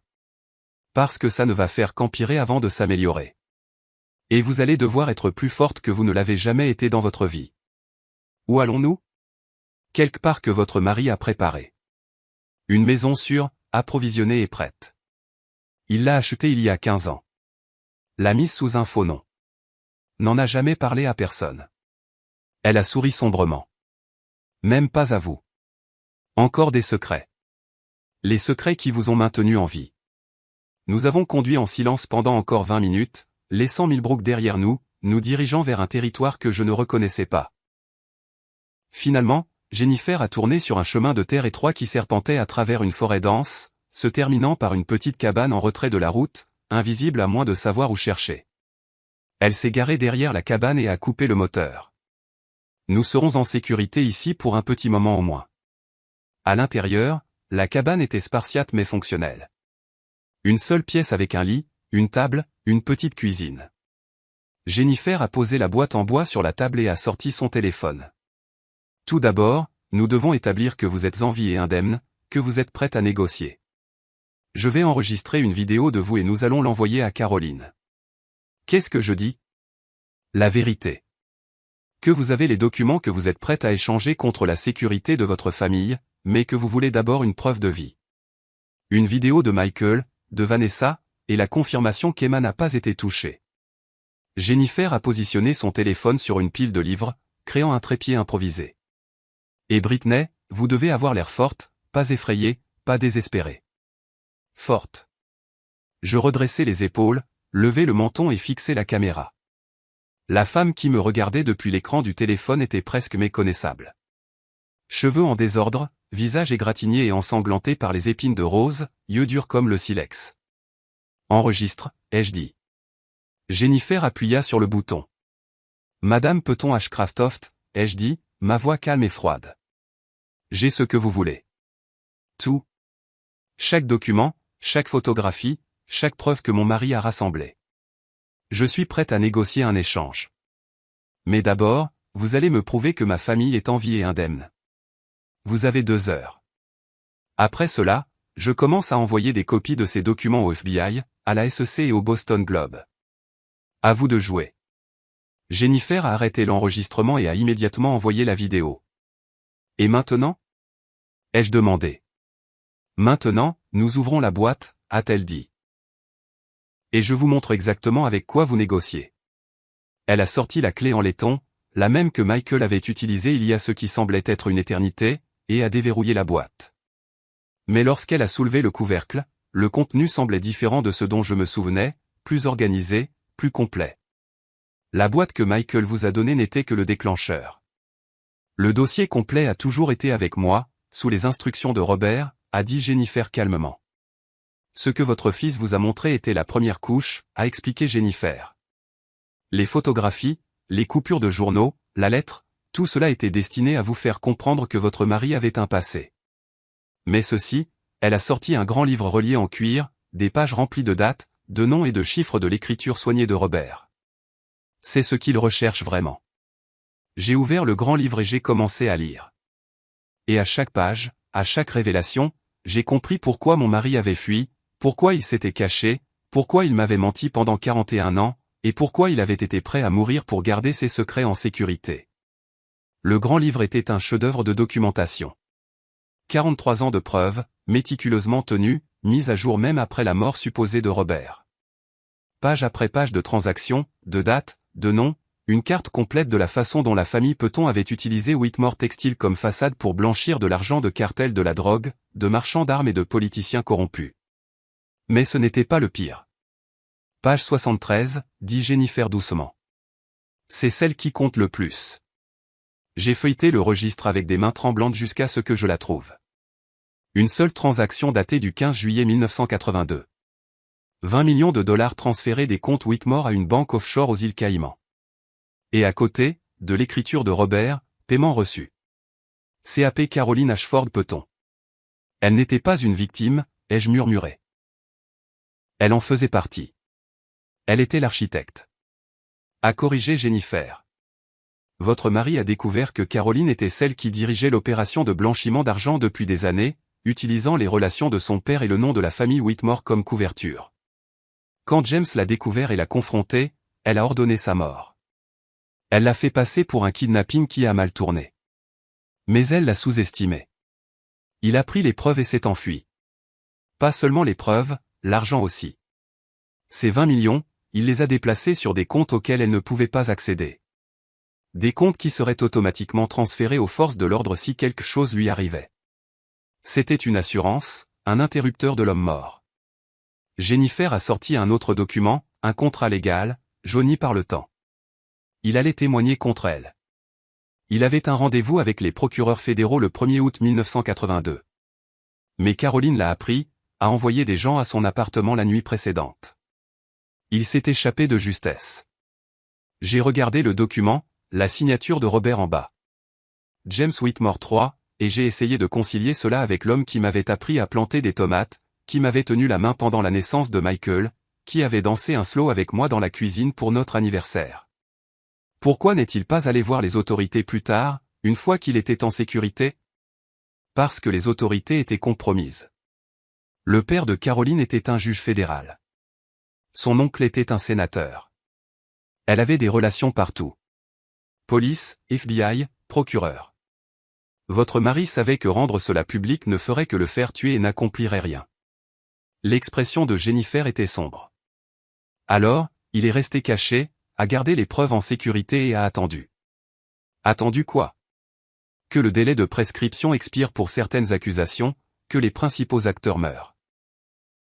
Que le paysage politique change suffisamment pour que les preuves aient à nouveau de l'importance, elle a fait un geste vers le grand livre, et que la technologie progresse suffisamment pour qu'il puisse prouver ce qu'il a documenté. La moitié de ces preuves étaient inutiles en 1982, juste sa parole contre la leur. Mais maintenant, avec la criminalistique numérique, avec les bases de données, avec de nouvelles façons de tracer l'argent, ce grand livre est une bombe nucléaire. Mon téléphone a vibré. Une réponse de Caroline, plus rapide que ce à quoi je m'attendais. Un fichier vidéo. J'ai appuyé sur lecture avec des doigts tremblants. La vidéo montrait Michael et Vanessa dans ce qui ressemblait à un entrepôt, attachés à des chaises, tous deux l'air épuisés, mais indemnes. Le visage de Michael était contusionné. La lèvre de Vanessa était fendue. Mais ils étaient en vie. Maman, dit Michael, la voix brisée. Je suis désolé. Je suis tellement désolé de ne pas te l'avoir dit plus tôt. Papa m'a fait promettre, mais j'aurais dû. Quelqu'un hors champ a dû lui faire signe de s'arrêter. Ils disent que si tu leur donnes ce qu'ils veulent, ils nous laisseront partir. S'il te plaît, fais juste ce qu'ils demandent.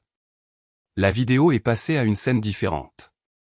Emma chez son amie, visible à travers une fenêtre, riant en peignant les ongles de son amie, innocente, inconsciente. Vous voyez? La voix de Caroline venait de l'extérieur du champ, froide et satisfaite. Toutes les personnes que vous aimez sont à ma portée. L'emplacement de l'entrepôt vous sera envoyé dans l'heure. Venez seul. Apportez les documents. Pas de ruse. Ou je commencerai à vous envoyer des morceaux de votre famille. La vidéo s'est terminée. J'ai regardé Jennifer. Elle est folle. Elle est désespérée. Il y a une différence. Jennifer tapait déjà sur son ordinateur portable, affichant des cartes et des images satellites. Elle a maintenu la réputation de sa famille pendant 43 ans, s'est mariée dans la diplomatie, a construit une vie de philanthrope respectée. Si ces preuves sont rendues publiques, elle perd tout. Argent, statut, liberté. Elle passera le reste de sa vie en prison. Bien. Jennifer leva les yeux brusquement. Vous voulez vous venger. Je veux la justice. Il y a une différence. Pour la première fois depuis notre rencontre, Jennifer sourit. Un vrai sourire, pas le masque professionnel qu'elle portait. Votre mari a dit que vous diriez quelque chose comme ça.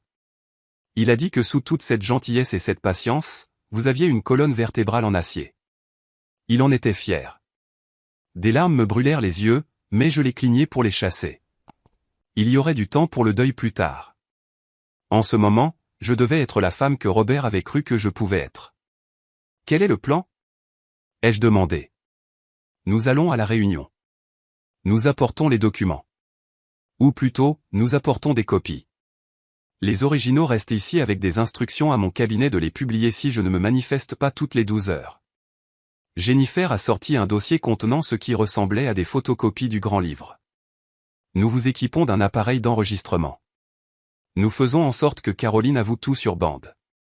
Et ensuite Torres et son équipe interviennent. Vous saviez. J'ai 63 ans. Pas stupide. Torres a disparu à la ferme, mais vous ne vous inquiétez pas pour lui, ce qui signifie qu'il est exactement là où vous voulez qu'il soit. En train de rassembler une équipe, de se préparer à extraire Michael et Vanessa. Je me suis penché en avant. Ce que je ne sais pas, c'est pourquoi vous avez besoin des aveux de Caroline. Vous avez toutes les preuves ici. L'expression de Jennifer est devenue soigneusement neutre. Les preuves contenues dans ce registre impliquent beaucoup de gens, des gens puissants, des gens qui pourraient embrouiller cette affaire devant les tribunaux pendant des décennies, qui pourraient utiliser leur relation pour la supprimer ou la discréditer. Mais un aveu de Caroline Petcraftoft, philanthrope respectée et veuve de diplomate. C'est le genre de chose qui fait les gros titres, qui force l'action, qui ne peut pas être enterré. Donc je suis un appât. Vous êtes la clé. Vous êtes la seule personne qui peut la mettre assez en colère pour qu'elle oublie sa prudence, pour qu'elle dise des choses qu'elle ne devrait pas dire, pour qu'elle se révèle. Jennifer ferma son ordinateur portable. Je ne vais pas vous mentir, Britney. C'est dangereux. Caroline est instable et les gens désespérés font des choses imprévisibles. Si vous voulez vous retirer, si vous voulez juste remettre ça au FBI et espérer le meilleur, je comprendrai. J'ai pensé à Robert affrontant des tueurs dans un appartement de Boston, prenant la décision en une fraction de seconde de fuir plutôt que de se battre. J'ai pensé à 43 ans passés à regarder par-dessus son épaule, à maintenir une fausse identité, à vivre chaque jour avec la connaissance que la découverte signifiait la mort. Et j'ai pensé à la vie qu'il m'avait donnée malgré tout, l'amour réel, le lien honnête, le partenariat qui nous avait soutenus pendant des décennies. Je ne me retire pas, ai-je dit. Quand partons-nous ? À l'aube. Ils enverront l'emplacement dans environ 1 heure, ce qui nous laisse le temps de nous préparer. Jennifer se leva et se dirigea vers un placard que je n'avais pas remarqué. Elle en sortit du matériel qui ressemblait à quelque chose d'un film d'espionnage. De minuscules caméras, des microphones sans fil, des dispositifs de suivi. Votre mari a laissé tout cela ici. Il avait prévu que nous pourrions en avoir besoin. Il a vraiment pensé à tout. Presque tout. L'expression de Jennifer s'assombrit. Il n'avait pas prévu de mourir avant de pouvoir finir ça lui-même. La crise cardiaque était aléatoire, malchanceuse. Il avait prévu de tout révéler pour votre 50e anniversaire de mariage. Encore 9 ans. D'ici là, la plupart des acteurs clés seraient morts ou trop vieux pour monter une défense efficace. Le timing aurait été parfait, mais Caroline s'est impatientée. Caroline a eu un tuyau. Quelqu'un, nous ne savons toujours pas qui, lui a dit que James Whitmore aurait pu survivre, qu'il vivait peut-être sous un nom d'emprunt en Pennsylvanie. Elle a engagé des enquêteurs et ils ont finalement trouvé Robert Caldwell, ancien homme d'affaires sans antécédents avant 1982. Pas de dossiers familiaux, pas de traces écrites. Il leur a fallu 3 ans, mais ils l'ont trouvé et l'ont tué. Nous ne le pensons pas. La crise cardiaque semble avoir été authentique, mais le stress de savoir qu'ils étaient proches, de réaliser que son temps était compté, cela aurait pu y contribuer. Jennifer a commencé à vérifier l'équipement méthodiquement. Après sa mort, Caroline s'est abstenue, attendant de voir si des preuves feraient surface. Comme ce ne fut pas le cas, elle a supposé que vous ne saviez rien. Mais ensuite, le cap des 2 ans s'est approché, et elle a commencé à s'inquiéter. Et si Robert avait laissé des instructions ? Et si vous étiez sur le point de découvrir la vérité ? Alors, elle a agi la première. Oui. Et ce faisant, elle a commis sa première véritable erreur en 43 ans. Elle s'est exposée. Mon téléphone a de nouveau vibré. L'emplacement ? Une filature de textile abandonnée à l'extérieur de Harrisburg, à 40 miles de là. L'heure, 6 heures du matin, dans moins de 3 heures. C'est l'une des anciennes installations de Whitmore, a dit Jennifer en vérifiant son propre téléphone. Fermé dans les années 90, laissé à l'abandon. Approprié, vraiment, tout revient au point de départ.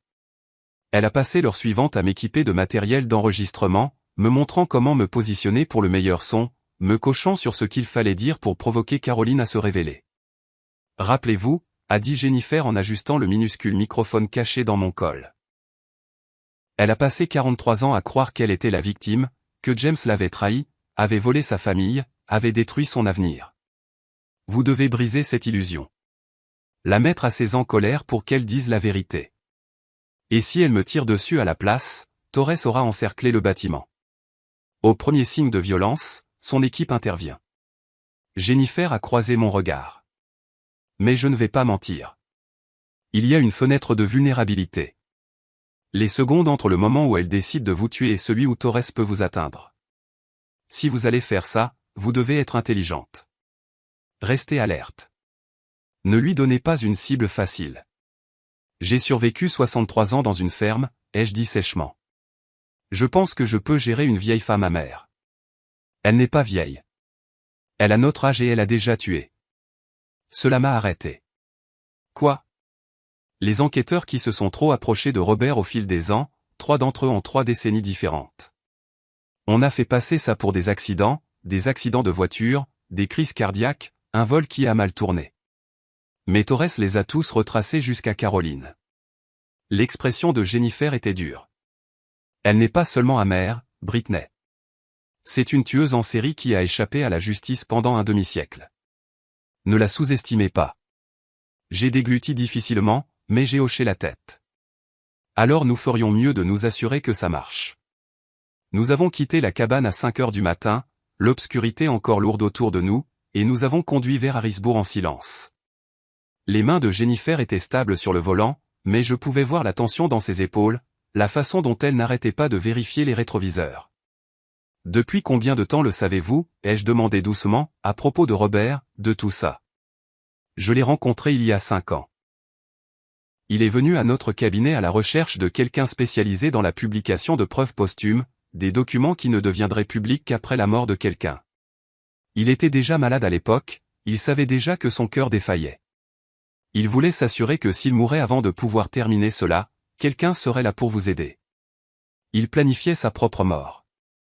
Il planifiait toutes les éventualités, y compris celle où Caroline vous trouverait avant que vous ne découvriez la vérité. Jennifer m'a jeté un coup d'œil. Il vous aimait beaucoup, Britney. J'ai géré beaucoup de successions, beaucoup de dernières volontés, mais je n'ai jamais vu quelqu'un aller aussi loin pour protéger quelqu'un.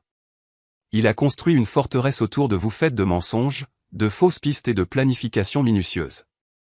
Et ça a marché. Vous avez été en sécurité pendant 43 ans jusqu'à maintenant. Jusqu'à maintenant. Mais maintenant, vous n'êtes plus la même femme qu'il y a une semaine. Vous n'êtes même plus la même femme qu'hier. Vous êtes la femme qu'il a toujours su que vous pouviez être. Nous sommes arrivés à l'usine textile juste au moment où le ciel commençait à s'éclaircir à l'est. Cette lumière grise d'avant l'aube qui rend tout fantomatique et irréel. Le bâtiment était immense. 5 étages de fenêtres brisées et de briques qui s'effritent. Entouré d'une clôture en grillage qui avait depuis longtemps été percée en une douzaine d'endroits. 3 véhicules étaient garés sur le parking. Le SUV noir de ma ferme, une berline et une camionnette blanche aux vitres teintées. Ça fait beaucoup de monde, dis-je, la bouche sèche. Torres est là aussi. Vous ne pouvez tout simplement pas le voir. Jennifer m'a tendu un petit bouton de panique déguisé en porte-clés. Si les choses tournent mal, appuyez dessus. N'hésitez pas. N'essayez pas d'être courageuse. Appuyez simplement dessus. J'ai pris le porte-clés et le dossier de documents et je suis sorti de la voiture. L'air du matin était froid, portant l'odeur de la rouille et de la décomposition. Quelque part au loin, un train a sifflé. Je me suis dirigé vers l'entrée de l'usine, mes chaussures crissant sur le verre brisé et le gravier. La porte était ouverte, suspendue de travers sur ses gonds. À l'intérieur, le vaste espace était vide, à l'exception de machines rouillées et de débris. Des rayons de lumière matinale filtraient à travers les fenêtres brisées, créant des motifs sur le sol en béton. Madame Caldwell. La voix de Caroline résonna de quelque part au-dessus. C'est si gentil de votre part de vous joindre à nous. Dernier étage. Prenez les escaliers. L'ascenseur ne fonctionne plus depuis 20 ans. J'ai monté, mes pas résonnants, mon cœur battant contre mes côtes. 5 volées d'escalier, chacune me menant plus haut, plus profondément dans le piège. Au dernier étage, je les ai trouvés. Michael et Vanessa étaient attachés à des chaises au centre de la pièce, comme dans la vidéo. 4 hommes en costume sombre se tenaient autour d'eux. Professionnels, armés, leurs visages sans expression, et debout près de la fenêtre, se découpant sur le soleil levant, se trouvait Caroline Peton Ashcraftoft. Elle était belle, même maintenant. Cheveux argentés parfaitement coiffés, vêtements chers, bijoux qui coûtaient probablement plus cher que ma maison. Mais ses yeux étaient morts, froids, comme si on regardait dans un lac gelé. Vous avez quelque chose qui m'appartient, dit-elle sans préambule. Vous avez quelque chose qui m'appartient, ai-je rétorqué, en désignant Michael et Vanessa. Caroline a souri, et c'était la chose la plus effrayante que j'ai jamais vue. D'accord. Les documents, s'il vous plaît. J'ai brandi le dossier. D'abord, je veux savoir pourquoi. Pourquoi l'avez-vous fait? Pourquoi essayer de le tuer? Parce qu'il allait tout détruire. Ma famille, mon avenir, mon nom. Il allait être un héros. Le lanceur d'alerte qui a fait tomber les petons corrompus pendant que j'allais en prison. Je ne pouvais pas permettre ça. Alors, vous avez ordonné sa mort. Je lui ai ordonné de recevoir une leçon. La mort devait venir plus tard, après qu'il ait appris sa place. La voix de Caroline était neutre, discutant de meurtre comme d'une transaction commerciale, mais il a fui comme un lâche, m'a abandonné, a abandonné sa famille, a volé des millions de dollars et a disparu. Savez-vous ce que cela m'a fait? L'humiliation? Les questions? Tout le monde a supposé qu'il s'était enfui avec une autre femme. Que je n'étais pas assez pour lui. Vous ne l'étiez pas, ai-je dit doucement. Parce qu'il a vu qui vous étiez vraiment. L'expression de Caroline s'est assombrie. Ne prétendez pas que vous le connaissiez. Vous connaissiez Robert Caldwell, une fiction, un masque qu'il portait pour se cacher de ses responsabilités. Je connaissais James Whitmore, le vrai homme, celui qui était censé être à moi. Le vrai homme m'a choisi plutôt que vous, plutôt que sa famille, plutôt que tout. J'ai fait un pas en avant et il a passé 43 ans à documenter chaque crime que vous avez commis, chaque vie que vous avez détruite, chaque dollar que vous avez blanchi. Vous pensez que vous le cherchiez? Il vous observait, constituait un dossier contre vous, attendant le moment parfait pour vous détruire. Il est mort, cracha Caroline. Le moment est passé, n'est-ce pas? J'ai ouvert le dossier, lui montrant la première page du registre, sa signature claire comme le jour, autorisant un transfert d'argent de la drogue, car il me semble que son moment, c'est maintenant. Caroline a regardé la page et j'ai vu son visage passer de l'arrogance à la confusion, puis à une horreur naissante. Ce n'est pas. Je n'ai jamais signé. Vous l'avez signé. 15 juillet 1982. Une semaine avant que vous n'essayiez de faire tuer James, il a tout photographié, tout documenté, tout gardé en sécurité, et maintenant tout va être rendu public. Vous bluffez, n'est-ce pas? J'ai sorti mon téléphone et je lui ai montré l'écran, un brouillon de mail déjà composé, adressé au FBI, au Boston Globe, au Washington Post avec des pièces jointes clairement étiquetées. Un seul bouton, c'est tout ce qu'il faut. La seule question est de savoir si vous voulez d'abord une chance de vous expliquer. M'expliquer. Caroline a ri, un son comme du verre brisé. À vous, vous n'êtes personne. Une femme de fermier. Une femme qui a passé toute sa vie à vivre le mensonge de quelqu'un d'autre. Vous pensez que vous pouvez me juger? Je n'ai pas à vous juger. Les preuves le font d'elles-mêmes. J'ai fait un autre pas en avant, plus près maintenant. Assez près pour voir la sueur commencer à perler sur son front parfait. Mais je veux comprendre. Aidez-moi à comprendre comment vous êtes devenu ça. Comment la femme que James aimait assez pour la demander en mariage est devenue un monstre. Et voilà, la faille dans son armure. Sa main se dirigea vers son sac à main, et je sus avec une terrible certitude qu'elle avait une arme à l'intérieur, qu'elle allait me tuer, que j'avais trop poussé. J'ai appuyé sur le bouton de panique. Tout s'est passé en quelques secondes. Les fenêtres ont explosé vers l'intérieur alors que Torres et son équipe sont entrés en rappel, se déplaçant avec une précision militaire. Les hommes de Caroline ont tenté de saisir leurs armes, mais ont été abattus avant de pouvoir tirer. Michael et Vanessa ont plongé sur le côté, toujours attachés à leur chaise, alors que des balles faisaient des étincelles sur les machines métalliques. Et Caroline a sorti son arme, l'a pointée directement sur ma poitrine, le visage tordu de rage et de haine. « Tu m'as tout pris », a-t-elle crié. « Il t'a choisi à ma place. » Je n'ai pas bougé, je n'ai pas bronché, je l'ai juste regardé dans les yeux et j'ai dit, non, vous vous êtes tout pris à vous-même. Le moment où vous avez choisi l'argent plutôt que l'amour, le moment où vous avez choisi le meurtre plutôt que la justice, James ne vous a pas quitté, Caroline. Vous l'avez détruit. Et maintenant, vous vous êtes détruite vous-même. Son doigt se resserra sur la détente. Un coup de feu retentit. Caroline tomba au sol, se tenant l'épaule, l'arme glissant sur le béton. Torres apparut à mes côtés, l'arme levée, le visage sombre. « Ça va ?» demanda-t-il. J'ai hoché la tête, mes jambes soudainement faibles. « Michael, nous les avons. Ils sont en sécurité. » Torres a donné un coup de pied dans l'arme de Caroline et a sorti des serre-câbles pour ses poignets. Et nous avons tout enregistré. Ses aveux, ses menaces, tout. Jennifer est apparue à l'embrasure de la porte, flanquée d'agents du FBI. Caroline Peton Ashcraftoft, vous êtes en état d'arrestation pour complot en vue de commettre un meurtre, blanchiment d'argent, intimidation de témoins et environ 40 autres chefs d'accusation que nous détaillerons plus tard. Caroline m'a regardé depuis le sol, le sang s'infiltrant à travers sa blouse coûteuse, ses cheveux parfaits en désordre, son masque enfin brisé. Vous avez gagné, a-t-elle dit amèrement. Félicitations, vous allez être la veuve d'un héros pendant que je deviens la méchante de l'histoire. Comme c'est juste. Juste. Je me suis agenouillé à côté d'elle, et quand j'ai parlé, ma voix était calme. Mon mari a passé 43 ans à se cacher à cause de vous. Il est mort sans jamais pouvoir utiliser son vrai nom, sans jamais pouvoir voir sa famille, sans jamais pouvoir revendiquer sa propre identité. Vous lui avez pris ça, à moi, à nos enfants. Alors, non, Caroline, il ne s'agit pas de justice. Il s'agit de justice. Enfin. Je me suis levé et je me suis dirigé vers l'endroit où l'équipe de Torres libérait Michael et Vanessa.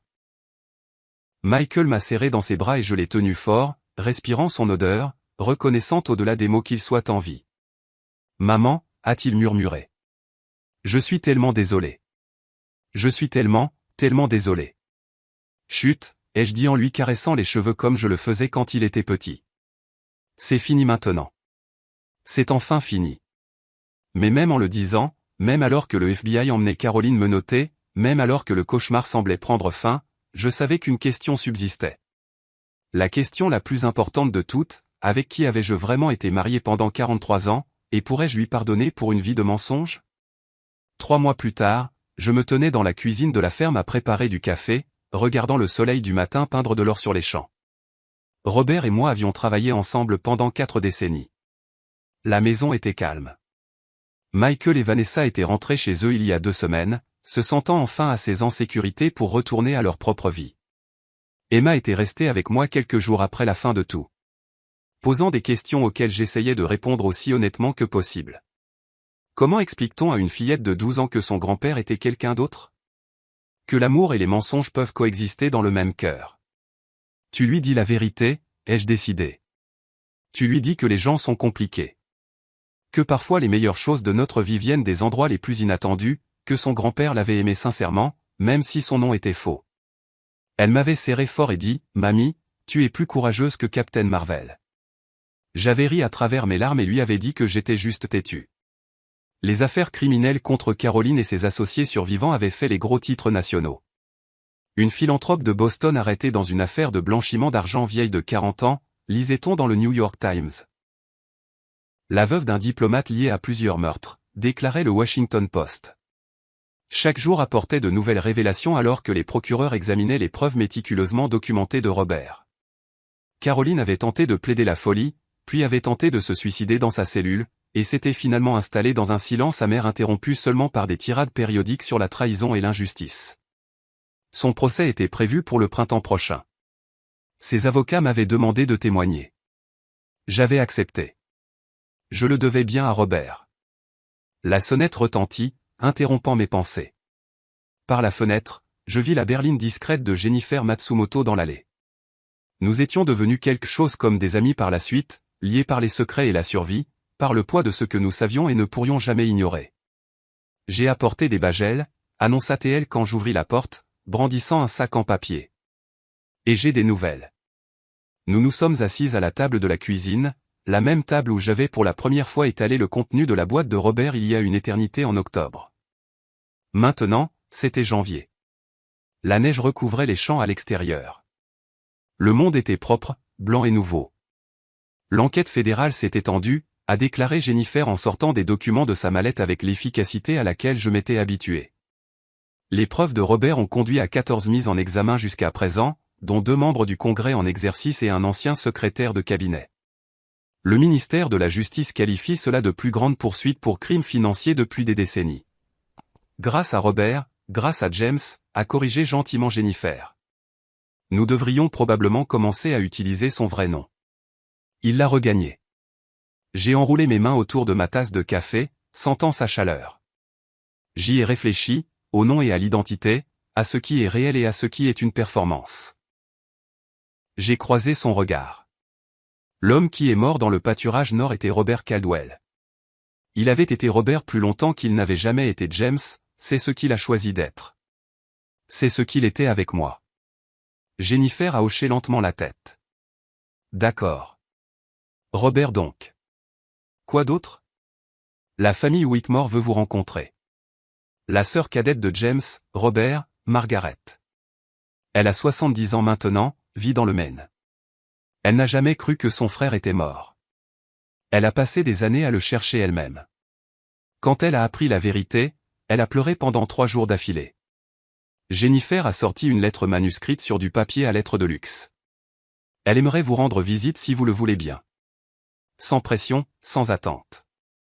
Elle veut juste entendre parler de sa vie. La vie qu'il a choisie. J'ai pris la lettre, les mains tremblant légèrement. Une sœur. Robert avait une sœur. Et je ne l'avais jamais su. Plus de famille, plus de liens, plus de pièces d'un puzzle que j'apprenais encore à voir clairement. J'y réfléchirai, ai-je dit. Il y a plus. L'expression de Jennifer a changé, devenant presque satisfaite. L'argent, les 20 millions que Robert a déplacés sur ses comptes offshore. Il est là depuis 43 ans, accumulant des intérêts avec une représentation légale appropriée, que vous avez maintenant. Et étant donné que Robert était l'héritier légal d'une partie de la succession des Whitmore et qu'il agissait pour empêcher une activité criminelle, il y a de fortes chances que l'argent vous appartienne. Je l'ai fixé. 20 millions de dollars, plus près de 60 millions maintenant avec les intérêts et les retours sur investissement. Robert était intelligent sur l'endroit où il le plaçait. Jennifer sourit. Vous êtes une femme très riche, Britney. Le chiffre était si grand qu'il semblait abstrait, irréel. Je n'en veux pas. Je m'entendis dire, c'est de l'argent du sang, de l'argent de la drogue. Il provient des mêmes crimes qui ont détruit des vies, c'est pourquoi vous allez en faire quelque chose de bien, a déclaré fermement Jennifer. Robert a laissé des instructions précises. Si l'argent était un jour récupéré, il voulait qu'il soit utilisé pour créer une fondation, une qui aide les victimes de crimes financiers, qui soutient les familles des lanceurs d'alerte, qui finance des enquêtes sur la corruption. Et elle a sorti un autre document. Celui-ci relié est d'aspect officiel. J'ai déjà commencé les démarches, la Fondation Robert Caldwell pour la justice financière, si vous êtes d'accord, bien sûr. J'ai regardé le document, la vision de Robert rendue tangible, et j'ai senti quelque chose se détendre dans ma poitrine. Oui, ai-je dit. Oui, je suis d'accord. Nous avons passé l'heure suivante à examiner les détails, les membres du conseil d'administration, les énoncés de mission, les procédures d'octroi de subventions. Jennifer avait pensé à tout, avait déjà commencé à construire l'infrastructure que Robert avait envisagée. Au moment où elle est partie, la fondation n'existait plus qu'en théorie. C'était réel, concret, un héritage qui nous survivrait à tous. Après son départ, je suis sorti à la grange, respirant l'air froid de janvier, mes bottes crissant sur le sol enneigé. La grange sentait le foin, le vieux bois et les souvenirs. C'est ici que Robert m'avait demandé en mariage. Il y a 41 ans, s'agenouillant dans ses vêtements de travail et me demandant de construire une vie avec lui. Est-ce que tout ça a été réel? Ai-je demandé à l'air vide. M'as-tu aimé ou faisais-je simplement partie du déguisement? Je m'étais posé des variantes de cette question une centaine de fois depuis octobre, allongé, éveillé à 3 heures du matin, fixant le plafond, essayant de réconcilier l'homme que j'avais connu avec l'homme que j'avais découvert, le doux fermier avec l'héritier fugitif, le mari patient avec le lanceur d'alerte calculateur. Mais aujourd'hui, enfin, j'avais ma réponse. C'était tout à fait réel. Robert avait choisi cette vie. Non pas parce qu'il le devait, mais parce qu'il le voulait. Il aurait pu fuir dans un autre pays, aurait pu vivre dans le luxe quelque part sans traité d'extradition, aurait pu recommencer comme quelqu'un de riche et de puissant. Au lieu de cela, il avait choisi Millbrook, choisi une ferme, m'avait choisi, non pas comme un déguisement, mais comme une destination. Les mensonges sur son passé n'étaient pas des mensonges sur son présent. Chaque moment que nous avions partagé, chaque rire et dispute et soirée tranquille sur le porche à regarder les lucioles, tout cela avait été vrai. Robert Caldwell avait été aussi réel que James Whitmore, peut-être même plus, car il avait été choisi plutôt qu'hérité. J'ai entendu des pas derrière moi et je me suis retourné pour trouver Daniel Torres s'approcher, son souffle formant des nuages dans l'air froid. « Je pensais bien vous trouver ici », a-t-il dit. Nous nous étions vus plusieurs fois depuis le sauvetage. Déclaration à la police, déposition pour les procureurs, débriefing avec les agents fédéraux. Mais c'était la première fois qu'il venait à la ferme sans affaire officielle. « Comment va Ben Morrison ?» ai-je demandé. La dernière fois que j'ai entendu parler de lui, il exploitait l'histoire du héros pour tout ce qu'elle valait au restaurant. Torres a souri. Il m'a dit hier qu'il envisageait d'écrire ses mémoires. La nuit où j'ai sauvé Brittany Caldwell de la mafia de Boston. J'ai fait remarquer qu'il n'était pas vraiment de la mafia, mais il a dit que ça sonnait mieux. J'ai ri et ça m'a fait du bien. Naturel, comme si peut-être un jour je pourrais me souvenir de tout ce cauchemar avec autre chose que de la terreur et du chagrin. Je voulais vous dire quelque chose, a dit Torres, son expression devenant sérieuse. À propos de votre mari, de l'homme que j'ai appris à connaître en enquêtant sur lui. Vous ne l'avez jamais rencontré en personne? Non, mais j'ai lu tout ce qu'il a écrit, chaque entrée de journal, chaque note qu'il a laissée. J'ai interviewé tous ceux qui le connaissaient en tant que Robert Caldwell. Et j'ai passé 3 ans à essayer de comprendre ses choix. Torres a regardé les champs enneigés. Il était extraordinaire, Brittany. Pas parce qu'il était courageux, même s'il l'était. Pas parce qu'il était intelligent, même s'il l'était aussi. Mais parce que lorsqu'il a dû choisir entre la justice et la sécurité, entre la vérité et le confort, il a choisi le chemin le plus difficile. Chaque fois, cela lui a tout coûté. Cela lui a aussi tout donné. Une vie avec vous, des enfants, des petits-enfants, 43 ans de paix. Sachant qu'il avait fait ce qu'il fallait, même si personne ne le saurait jamais, Torres a croisé mon regard. Il a dit à son avocate, Jennifer, que son seul regret était que vous deviez un jour apprendre la vérité, qu'il vous ferait du mal avec ses secrets. Il avait plus peur de ça qu'il n'avait jamais eu peur de Caroline ou de ses gens. Des larmes ont coulé sur mes joues, gelant dans le froid de janvier. J'aimerais pouvoir lui dire que je comprends, que je lui pardonne. Je pense qu'il le savait. La façon dont il parlait de vous dans ses journaux, la façon dont il prévoyait de vous protéger, il savait que vous finiriez par comprendre, que votre amour était assez fort pour survivre à la vérité. Torres est parti peu après, et je suis resté seul dans la grange pendant un long moment, pensant au pardon et à la compréhension, et à la différence entre les deux. Ce soir-là, Michael a appelé. Maman, j'ai pensé à la ferme. Ma poitrine s'est serrée. Nous avions évité cette conversation pendant des mois, mais elle devait avoir lieu un jour. Michael avait sa propre vie, sa propre carrière. Il ne pouvait pas reprendre la ferme, et j'avais 63 ans, trop vieille pour la gérer seule. Je sais, dis-je doucement. Il faudra la vendre. Commencer à chercher des acheteurs au printemps. Ce n'est pas ce que j'allais dire. La voix de Michael était douce. Maman, j'ai parlé à Vanessa des priorités, de ce qui compte. Et j'ai réalisé que ces 10 dernières années, j'ai poursuivi une carrière qui ne me plaît même pas, en essayant d'impressionner des gens que je ne respecte pas. Vivant dans une maison qui ne ressemble pas à un foyer. Michael, la ferme est un foyer. Elle l'a toujours été. Et je veux revenir. Pas pour prendre ta relève, mais pour travailler avec toi. Pour apprendre de toi tant que je le peux encore. Pour apprendre à Emma d'où elle vient. L'espoir a jailli dans ma poitrine, presque douloureux dans son intensité. Tu es sûr? La ferme ne rapporte pas beaucoup d'argent.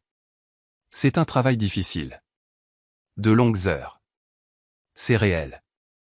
A interrompu Michael. C'est honnête. C'est ce que papa et grand-père auraient voulu. Un héritage qui consiste à construire quelque chose, pas à fuir quelque chose. Nous avons parlé pendant encore 1 heure, faisant des plans, discutant de la logistique. Vanessa avait déjà commencé à chercher des postes d'enseignante dans la région. Emma était excitée par les chevaux et le 4H. Il reviendrait en mars, se donnant le temps de s'installer avant les semailles de printemps. Après avoir raccroché, j'ai traversé la ferme, la voyant avec de nouveaux yeux.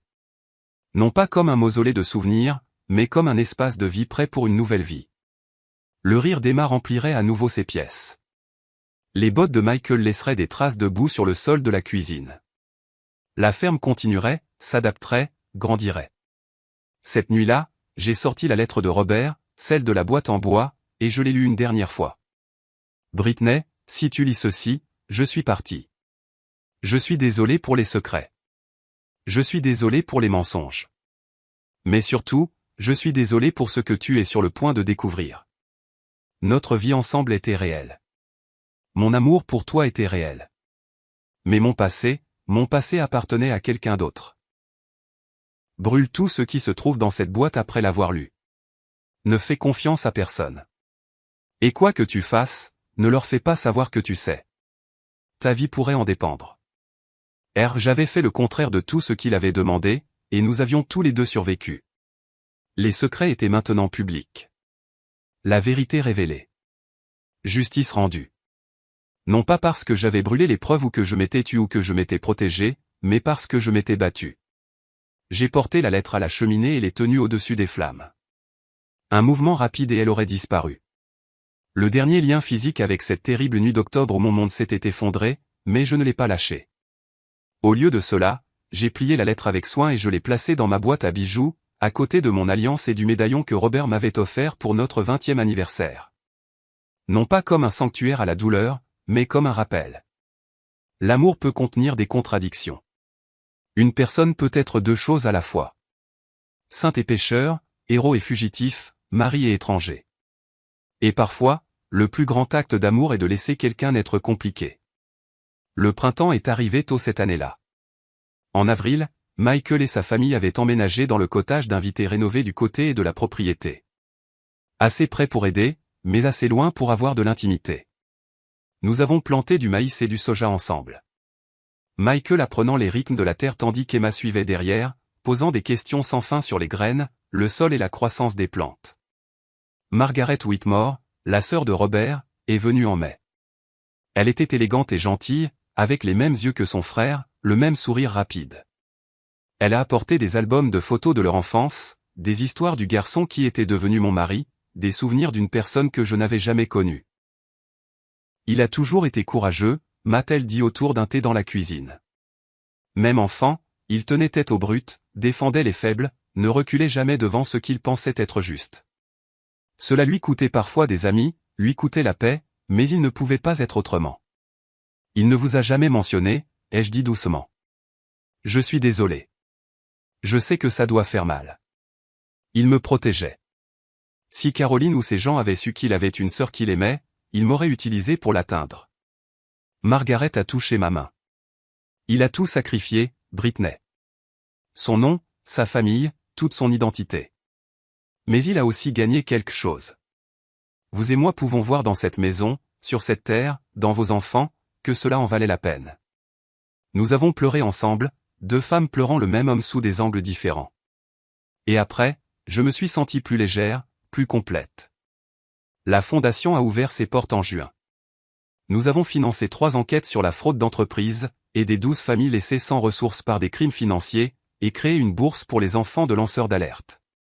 Le conseil d'administration se réunissait trimestriellement à la ferme, et j'ai vu la vision de Robert devenir réalité, un cas à la fois. Le procès de Caroline a commencé en juillet. Je me suis assise dans la salle d'audience tous les jours pendant 3 semaines, écoutant les procureurs exposer 43 ans de crimes. Elle ne m'a jamais regardé, pas une seule fois.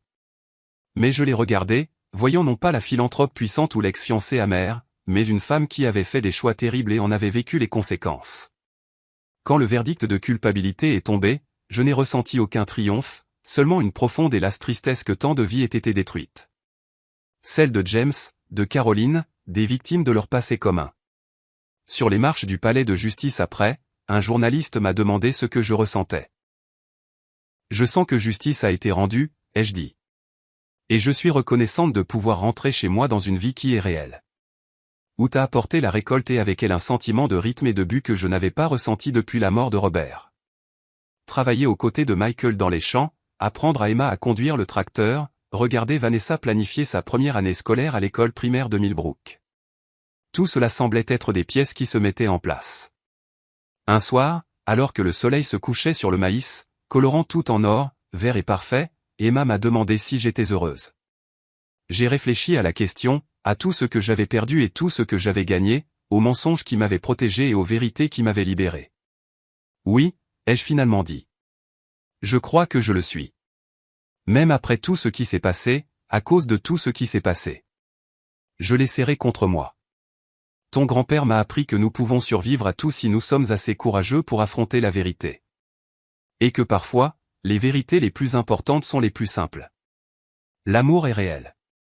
La famille compte. Et le foyer est là où nous choisissons de le construire. Emma s'est appuyée contre moi, et nous avons regardé le coucher de soleil ensemble. 3 générations de femmes debout sur une terre qui avait été cultivée par des mensonges et arrosée par la vérité. Et j'ai enfin compris ce que Robert avait toujours su. Nous ne sommes pas définis par nos secrets, mais par ce que nous choisissons d'en faire. Nous ne sommes pas emprisonnés par notre passé, mais libérés par nos choix. Et l'amour réel, compliqué, imparfait, est la seule vérité qui compte. La ferme continuerait. La fondation grandirait. La famille guérirait et je vivrais le reste de mes jours non pas comme la femme qui avait été trompée, mais comme la femme qui avait découvert que la force ne vient pas de ne jamais être brisée. Elle vient du choix de se reconstruire. Robert me l'avait appris. James me l'avait appris.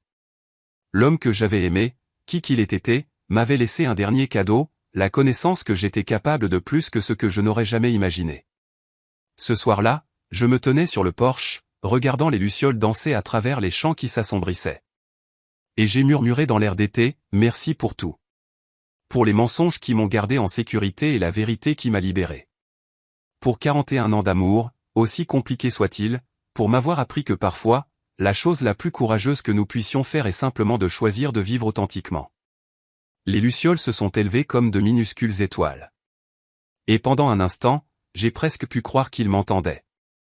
Puis je me suis retourné et je suis rentré dans la ferme, ma maison, mon sanctuaire, mon héritage, et j'ai fermé la porte sur le passé.